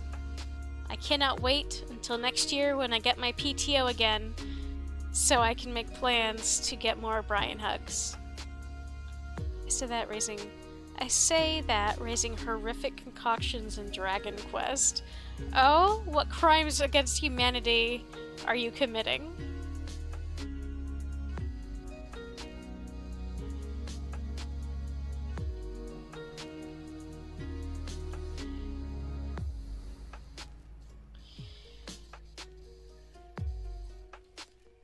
Oof. What made me go up so high? I guess that lip, and then...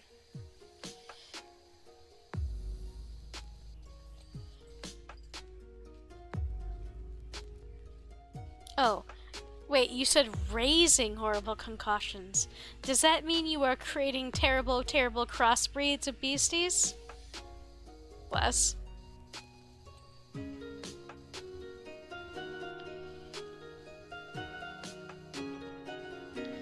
This is gonna be the biggest pain in the patoot of this entire thing, I think.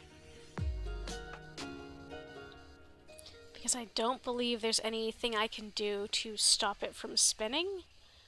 Which means I'm gonna have to... Or this, actually.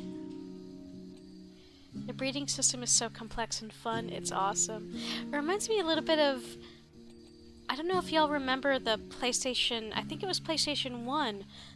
Monster Hunter game. One of them my cousin had, and we tried to play it together, and we failed pretty miserably. I need to seize the initiative, says the Fairy Godmother. You're clean, are clean. You're good, you're good. Okay. I'll get Harold to slip Fiona a love potion. It's not as if the doddery old fool doesn't owe me one. Ma'am, what did I say about writing down your crimes? That does qualify as a crime. Then I'll let my wonderful son do what he does best. Charming by name.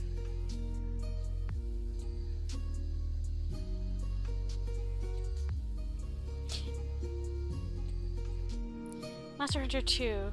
Do not utter that string of words in front of me if you want to do anything with your day. This level is a lot of fun. No, Monster Rancher. Right, yeah.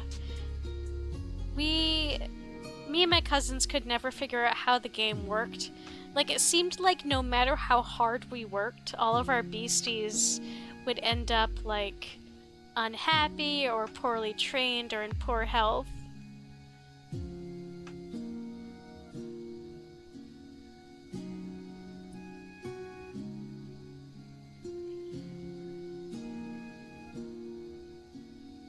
Sorry about the wait, I'm just waiting for it to go around.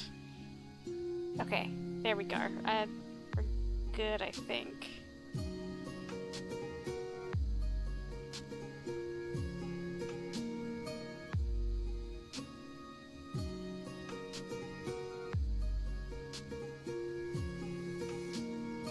I couldn't play them because of their lifespan. I played the PS1 Monster Rancher games with my dad and would cry when my monsters would die. Oh shit, that's true! I forgot about that! I had completely forgotten about that, but we absolutely had problems with that too. We never got super far in the game, but I didn't like playing it after our beasties died.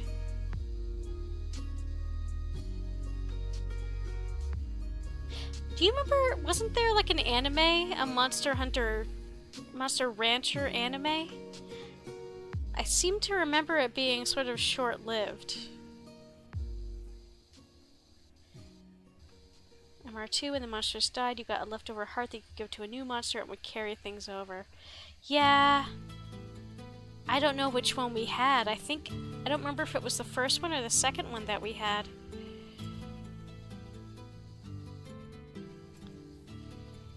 I had the figures and cards they had a run of at some point. Really interesting. I just remember some folks trying to compare it to Digimon, and I was like, no, this has very little to do. The only thing they have in common is the monster aspect. That's about it.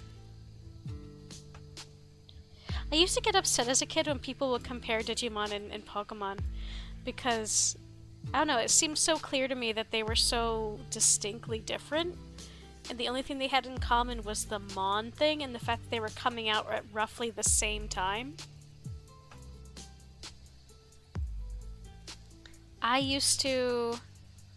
Mom and Dad used to drop me and my brother off at my grandma's place because she was a very short walk to the elementary school. And they would drop us off there at like 4 a.m. and we would sleep for a few hours and then get up to go to work or to go to school while my parents got started on their very, very early jobs. And of course this wasn't every day, but this was like a few times a week. And some of my earliest memories are of watching Digimon at my grandmother's place. So for me, Digimon came first, not Pokemon.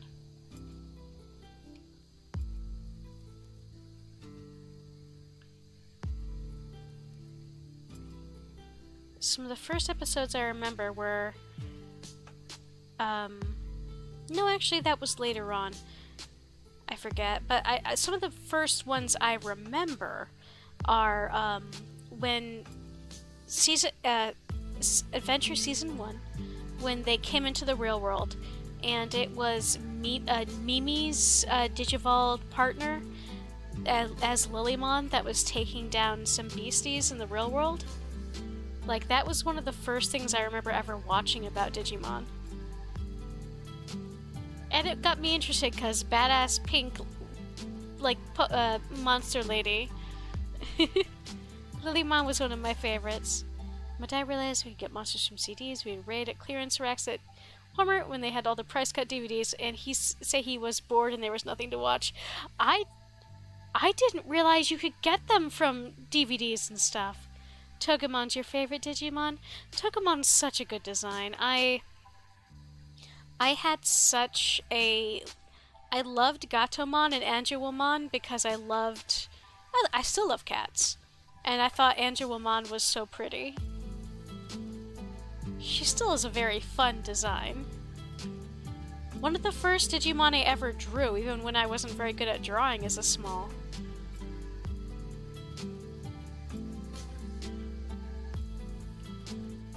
Kari, I really liked Kari as a character. And then when she came back in Season 2, I was like, fuck yes.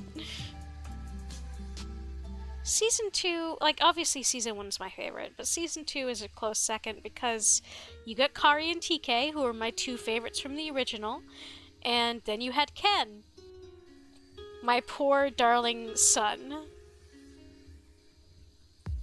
I'm just obsessed with how they announce their attacks in the English acted version of the first season. You know, that's fair. Absolutely fair. I was re-watching Digimon like a couple years ago and was just frankly, and I was watching it with the English dub, but with the sub on Netflix, and the English subtitles do not correspond to the English dub. They correspond to whatever the translated version of the Japanese version is, and the dialogue is so different. Bergermon's screaming meteor wing still makes me want to go. I mean, that's fair. It was kind of badass.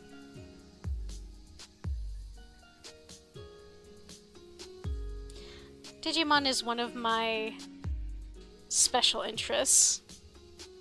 Not in the degree, well, it's not a true one.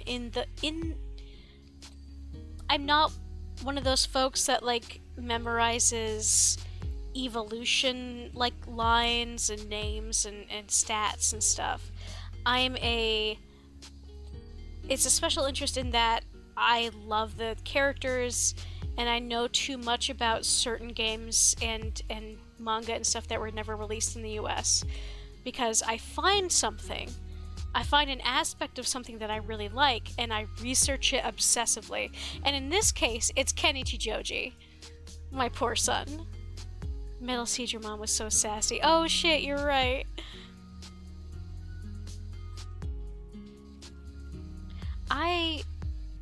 Man, the nostalgia is real. Also, I really wish this bitch would just stop turning so I can finish cleaning it. I don't know what to do. There's so many little bits and pieces I still have to clean. Some of these spokes. Please. Oh shit! I can get in here. I thought I couldn't. Okay. That makes my life a lot easier. Get over here, bitch. It's time to get clean.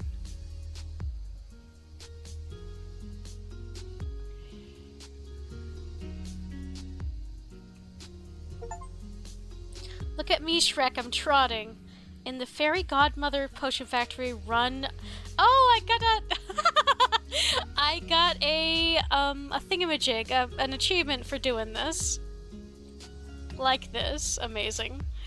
Okay. Cleaning.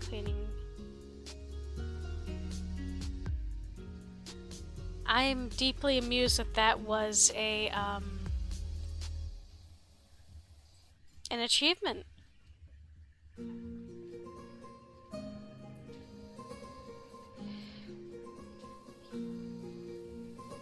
You gonna look for a bit? That's good.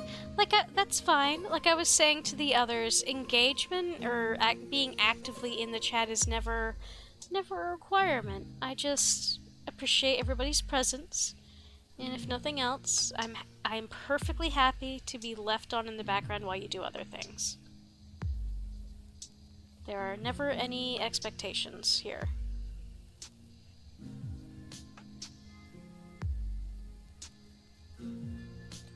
There we are. Okay.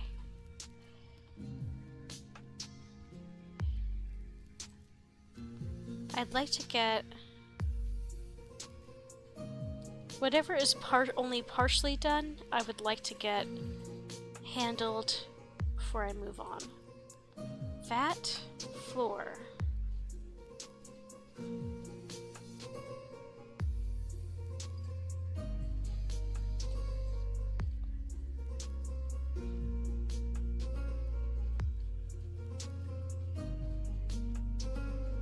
Oh! Did not realize part of this floor was still dirty.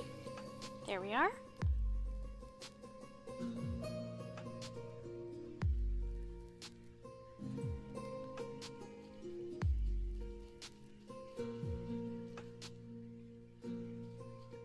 Ah, 'tis you. There we go. Potion machine. There we go. Running wheel inner track. Okay. I had a feeling that I wasn't completely done in here.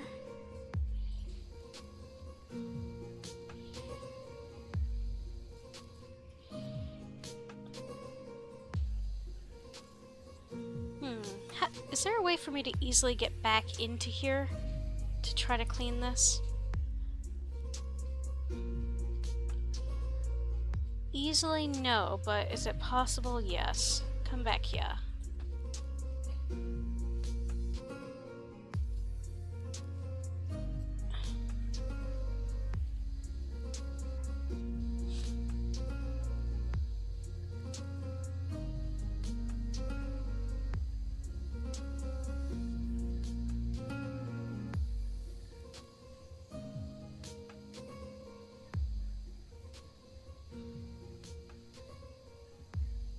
There we go.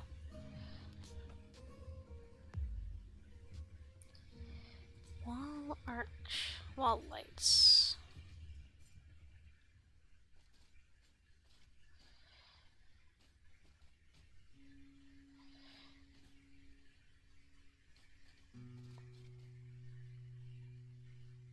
Ah, so it is that light.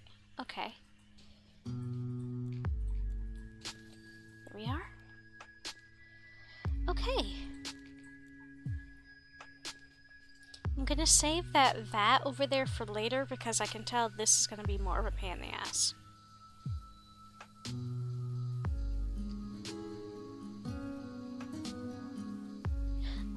Because this level is so long, I think this is gonna be my only thing for the night. And then there ought to be one level after this. But I will figure out, I will at least show off what that is before we get down to business. Or, other way around, before I'm done for the night, rather. I can words.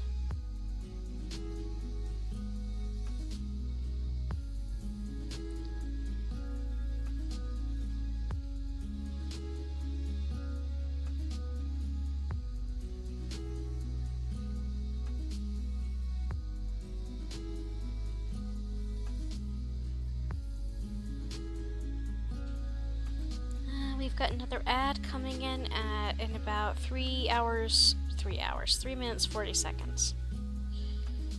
I will try to handle this in the future so there's fewer ads or that they're spaced out more, because I know that's kind of irritating to have them so consistently.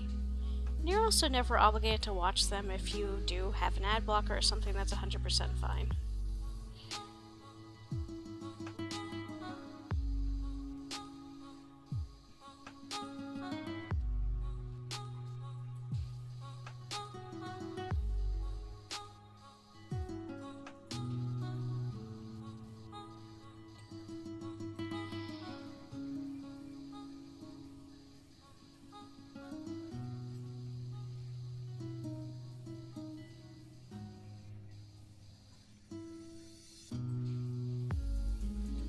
There we are.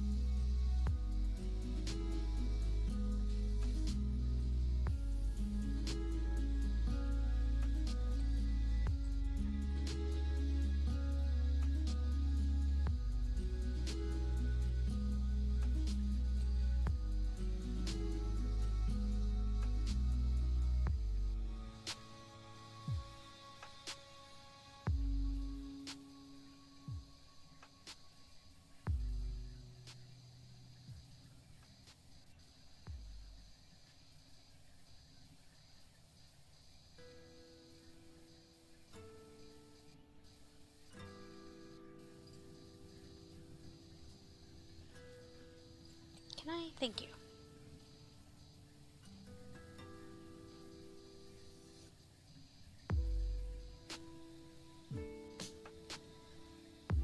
Ah, no, come back. There we are.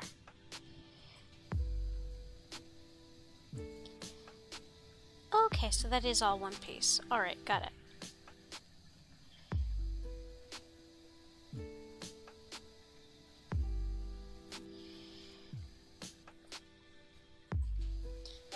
This is a little tricky.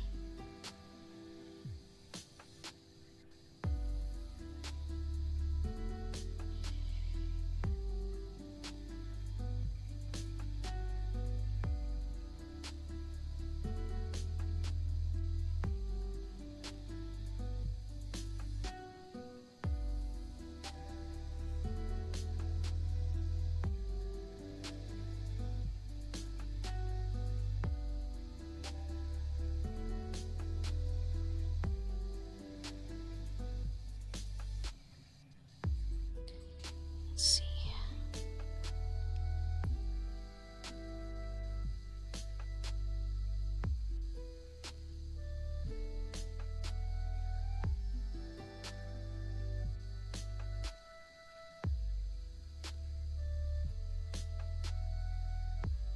No worries, Flame. You do what you gotta do. I know sometimes PCs and such, or computers and such, just do not cooperate. And like I was telling the others, folks are never required to be here 100% of the stream. If you gotta take breaks or go off and do what you gotta do, that's fine too. We're all just here to chill. At least on normal Saturday streams. Sometimes the chaos is unleashed. But for the most part, it is chill. So Saturdays are chill time. Wednesdays, well, Wednesdays are Wednesdays. Especially when the kit crew is around. There we are. Now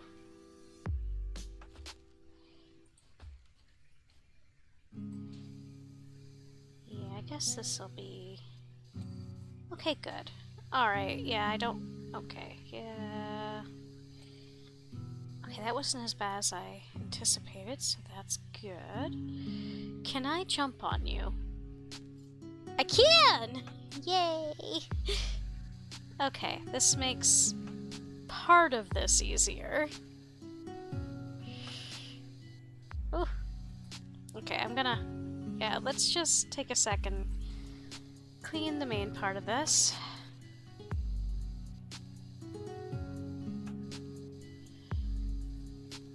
Sorry, my dears, I'll try to get this done quickly so as to prevent potential motion sickness.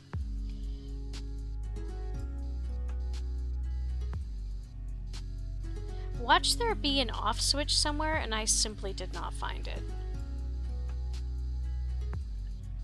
I wouldn't put it past me. This is kind of the... that'd be par for the course for me.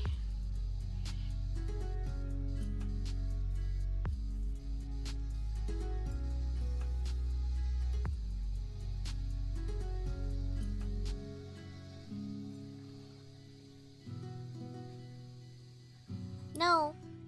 Poop.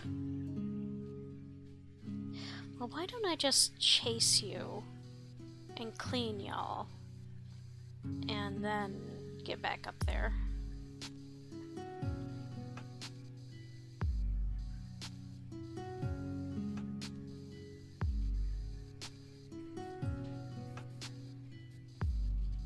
You can't out-stubborn me, Beryl.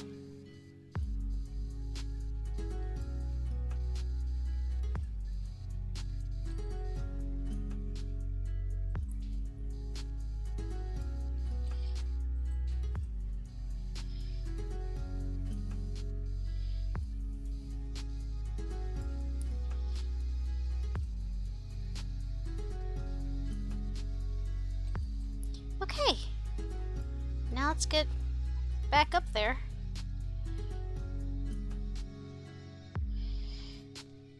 Yeah!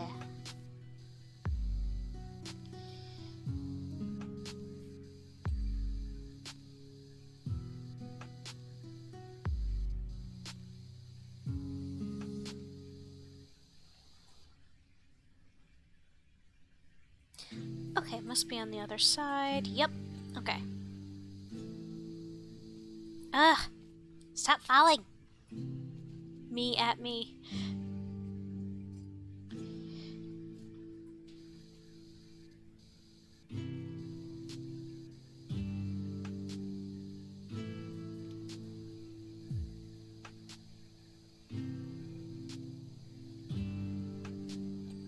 There we go. Alrighty. That helps. Any centrifuge stuff I didn't finish?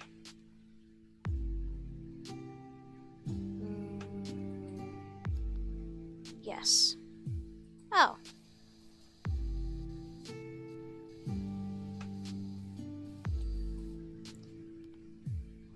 I guess that must be it, though. Alright. This is the last big thing, I do believe.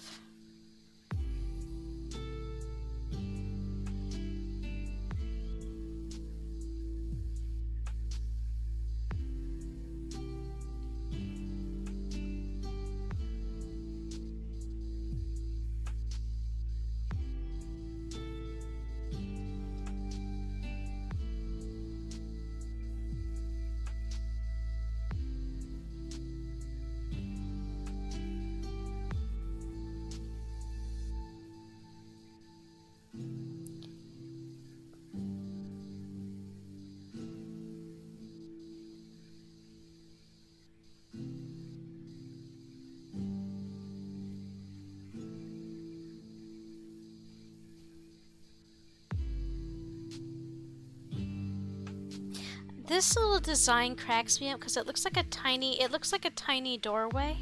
I know that's not what it is, but it kind of looks like it could be, which makes me think of the tiny doors in the Alice in Wonderland DLC for some of the little beasties. And actually, weren't the elves in the movie like Santa's elves type things, smaller than standard human size? I really gotta go back and rewatch those. It has been at least 10 years.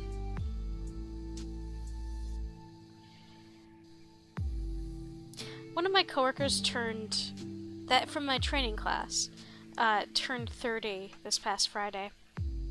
And he was talking about how old he is, and I'm just like, babe, I'm gonna be 34 in less than a month. Like, do not. From the sounds of our text chat, though, he had a good birthday, so that's good.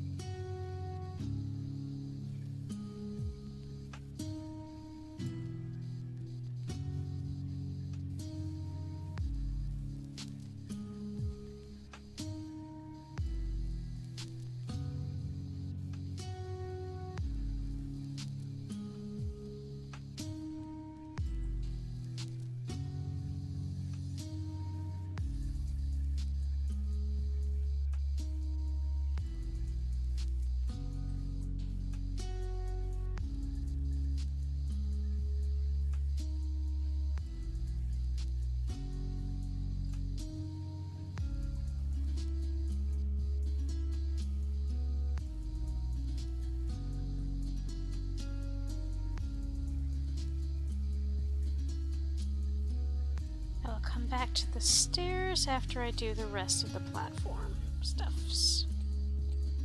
Oh, good.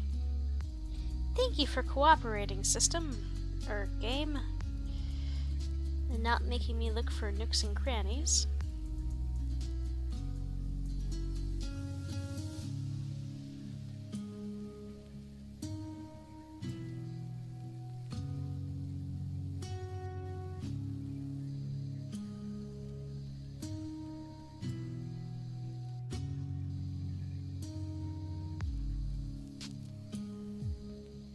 I really do enjoy this music I've found for this.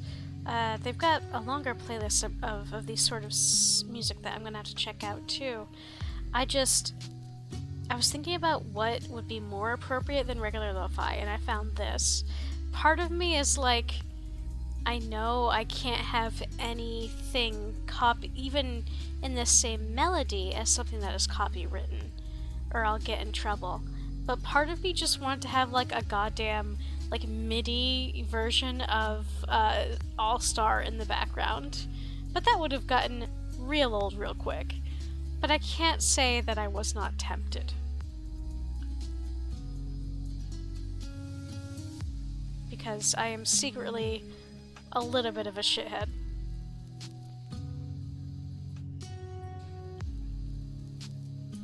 Okay, so this post, is it?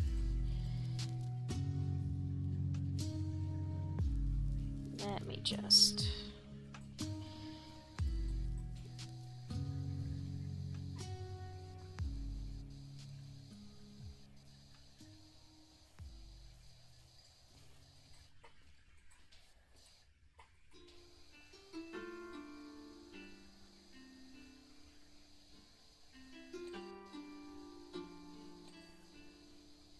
Okay, so this is a separate part. Got it.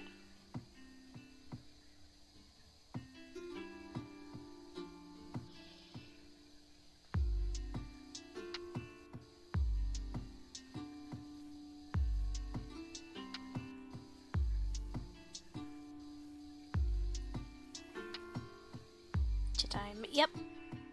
Okay.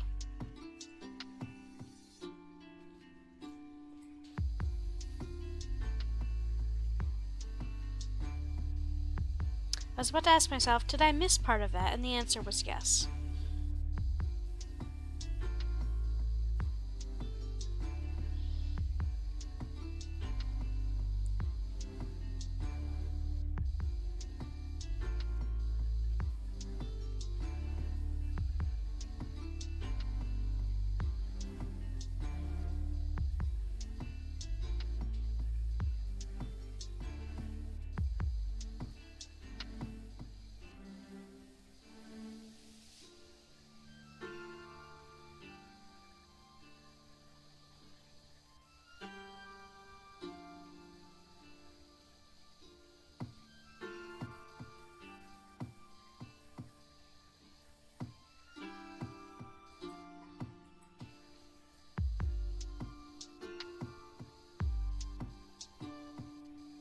Floor first. Keep being distracted.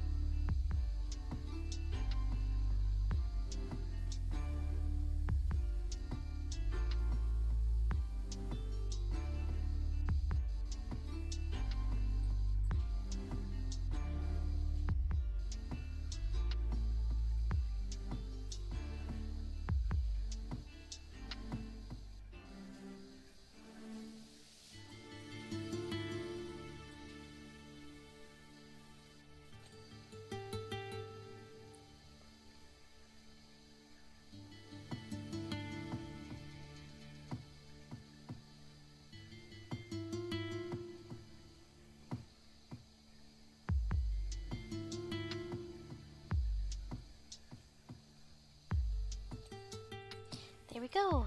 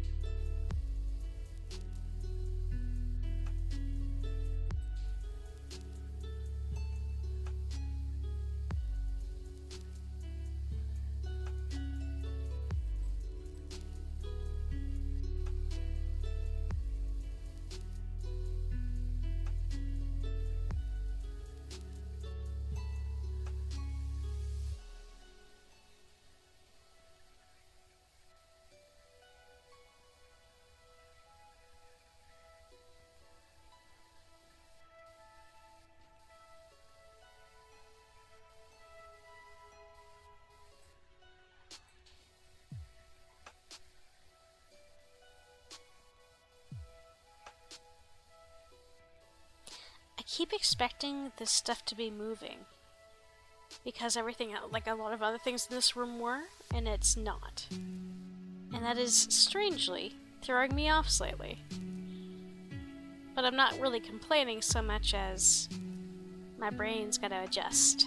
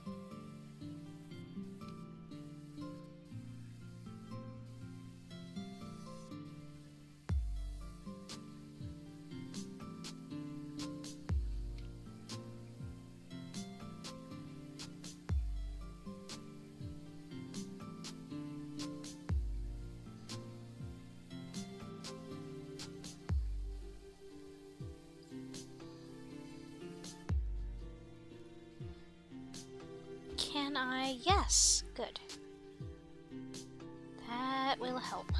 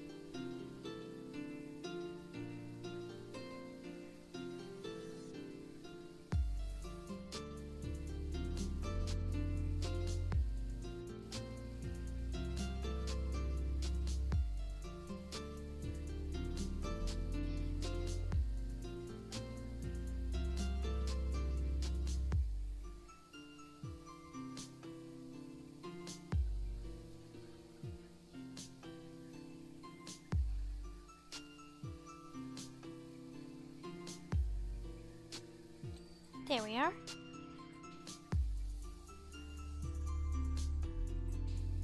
Oop! There we go! I did not realize the rim is a separate item from the inside and the outside.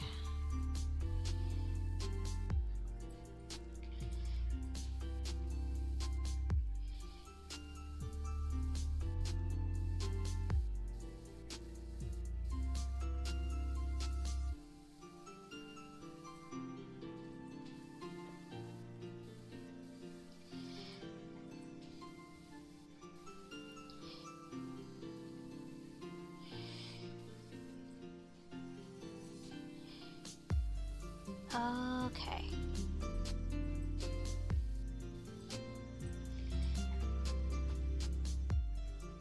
Well, one of you can go there, but I need you.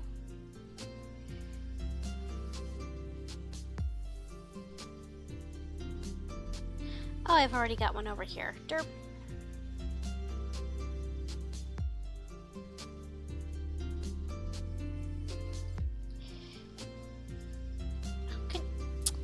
Can I please climb?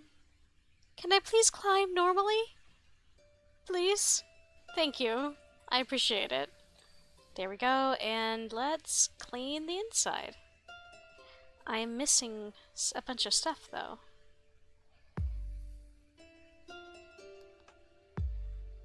Alright.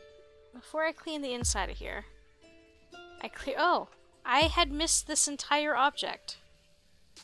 Pixie Dust Extractor. That's not possibly horrifying at all.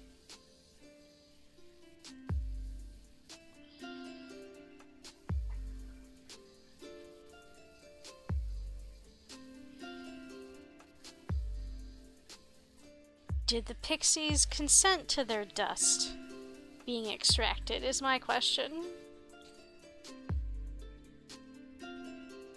I'm ever more certain that we need to call it Fantasy OSHA. Where is the dirt still on this tank? Unless it oh, that counted as the tank. Okay. Lever? Oh, this one.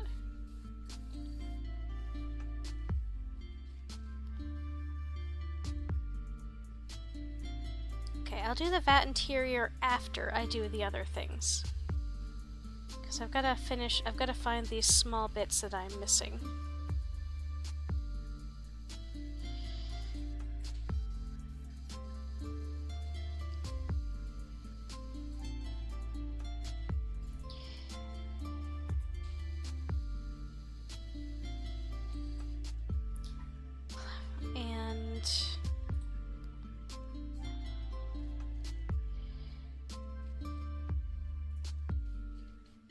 Oh, I'm sorry, Brian. I don't know when you left that message, but get some good sleeps. Okay, now we can do the interior. Because it's the only thing left. After almost 3 hours.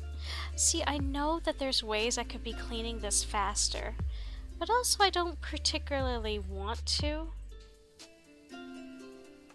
Like, you're here to chill, and rushing does not fit my definition of chill.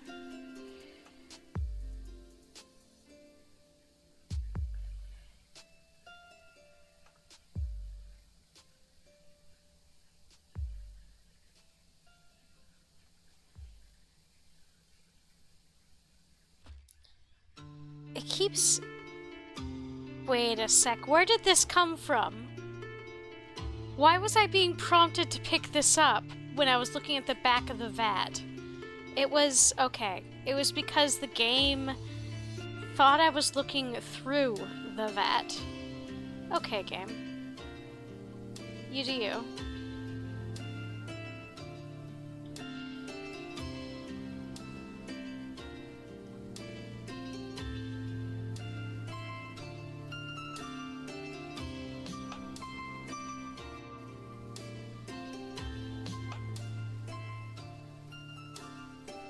Soot? No, it just says grime.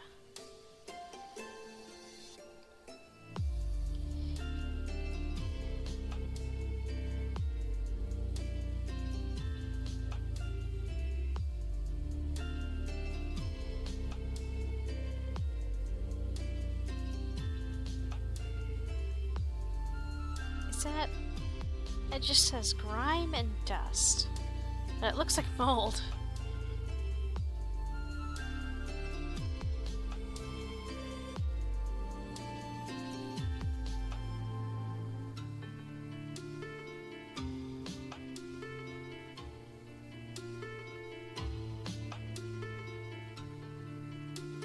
Shrek & Co. would not have been the ones to cause the dust and rust.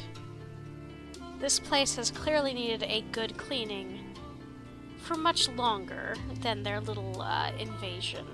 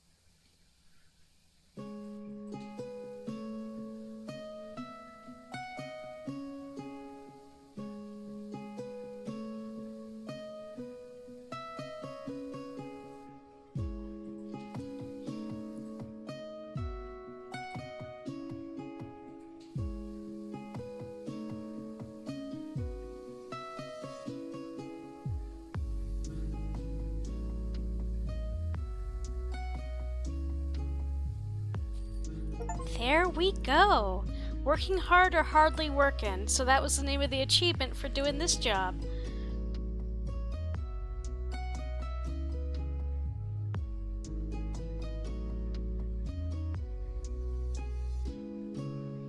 Excellent work. Now it's my turn to do some cleaning.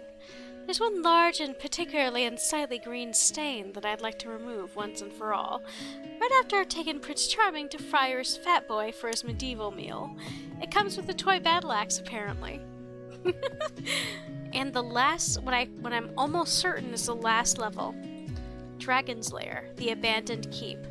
Washalot, you're like a walking fountain of youth. Just looking at you adds years to my life. Say, how long do donkeys live for anyway? Wait, am I gonna... Focus, donkey! Now everything's settled down, we're taking the kids off to see the world. All of it. Every last waffle. Then a brainwave hit me, like a huge golden nugget. While we're away, why don't we rent out the pad on Lair B&B? Top up the reserves, help us to sleep extra tight at night. Now, donkeys and dragons are relatively clean animals, but this place ain't currently fit for habitation. I know you're the one to bring that sparkle back. Yeah, we'll absolutely have to do this next time. This looks like a lot of fun. I'm kind of glad that the last level is the Dragon's Lair. That's cute. But yeah, I do think that's it for me for tonight. Does anyone currently watch and have a recommendation on who to raid? Looks like we've got Ollie Robs with Gaggle, Gaggl, that I'm not familiar with. Twilight Deku is doing more Twilight Princess. And Luna, the Sweet Bean, is doing some Lethal Company. Does that sound good to anyone in particular?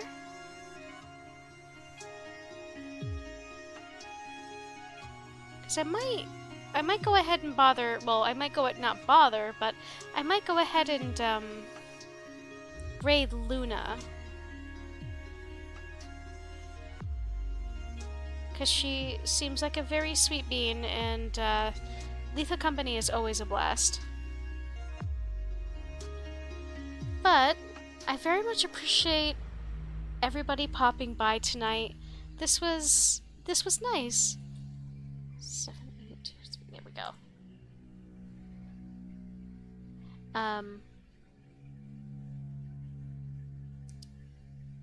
But yes, thanks for popping, everybody. I appreciate chatting with you. I appreciate just getting to shoot the shit and relax while playing some fun games. We'll be back on Wednesday with something, whether it's with the Kit Crew or whatnot, it'll happen. And next Saturday we'll have maybe more of this, maybe something else. But either way, thank you again for stopping in. Take care, stay safe. Until we talk again, have a good one. Now let's go bother Luna.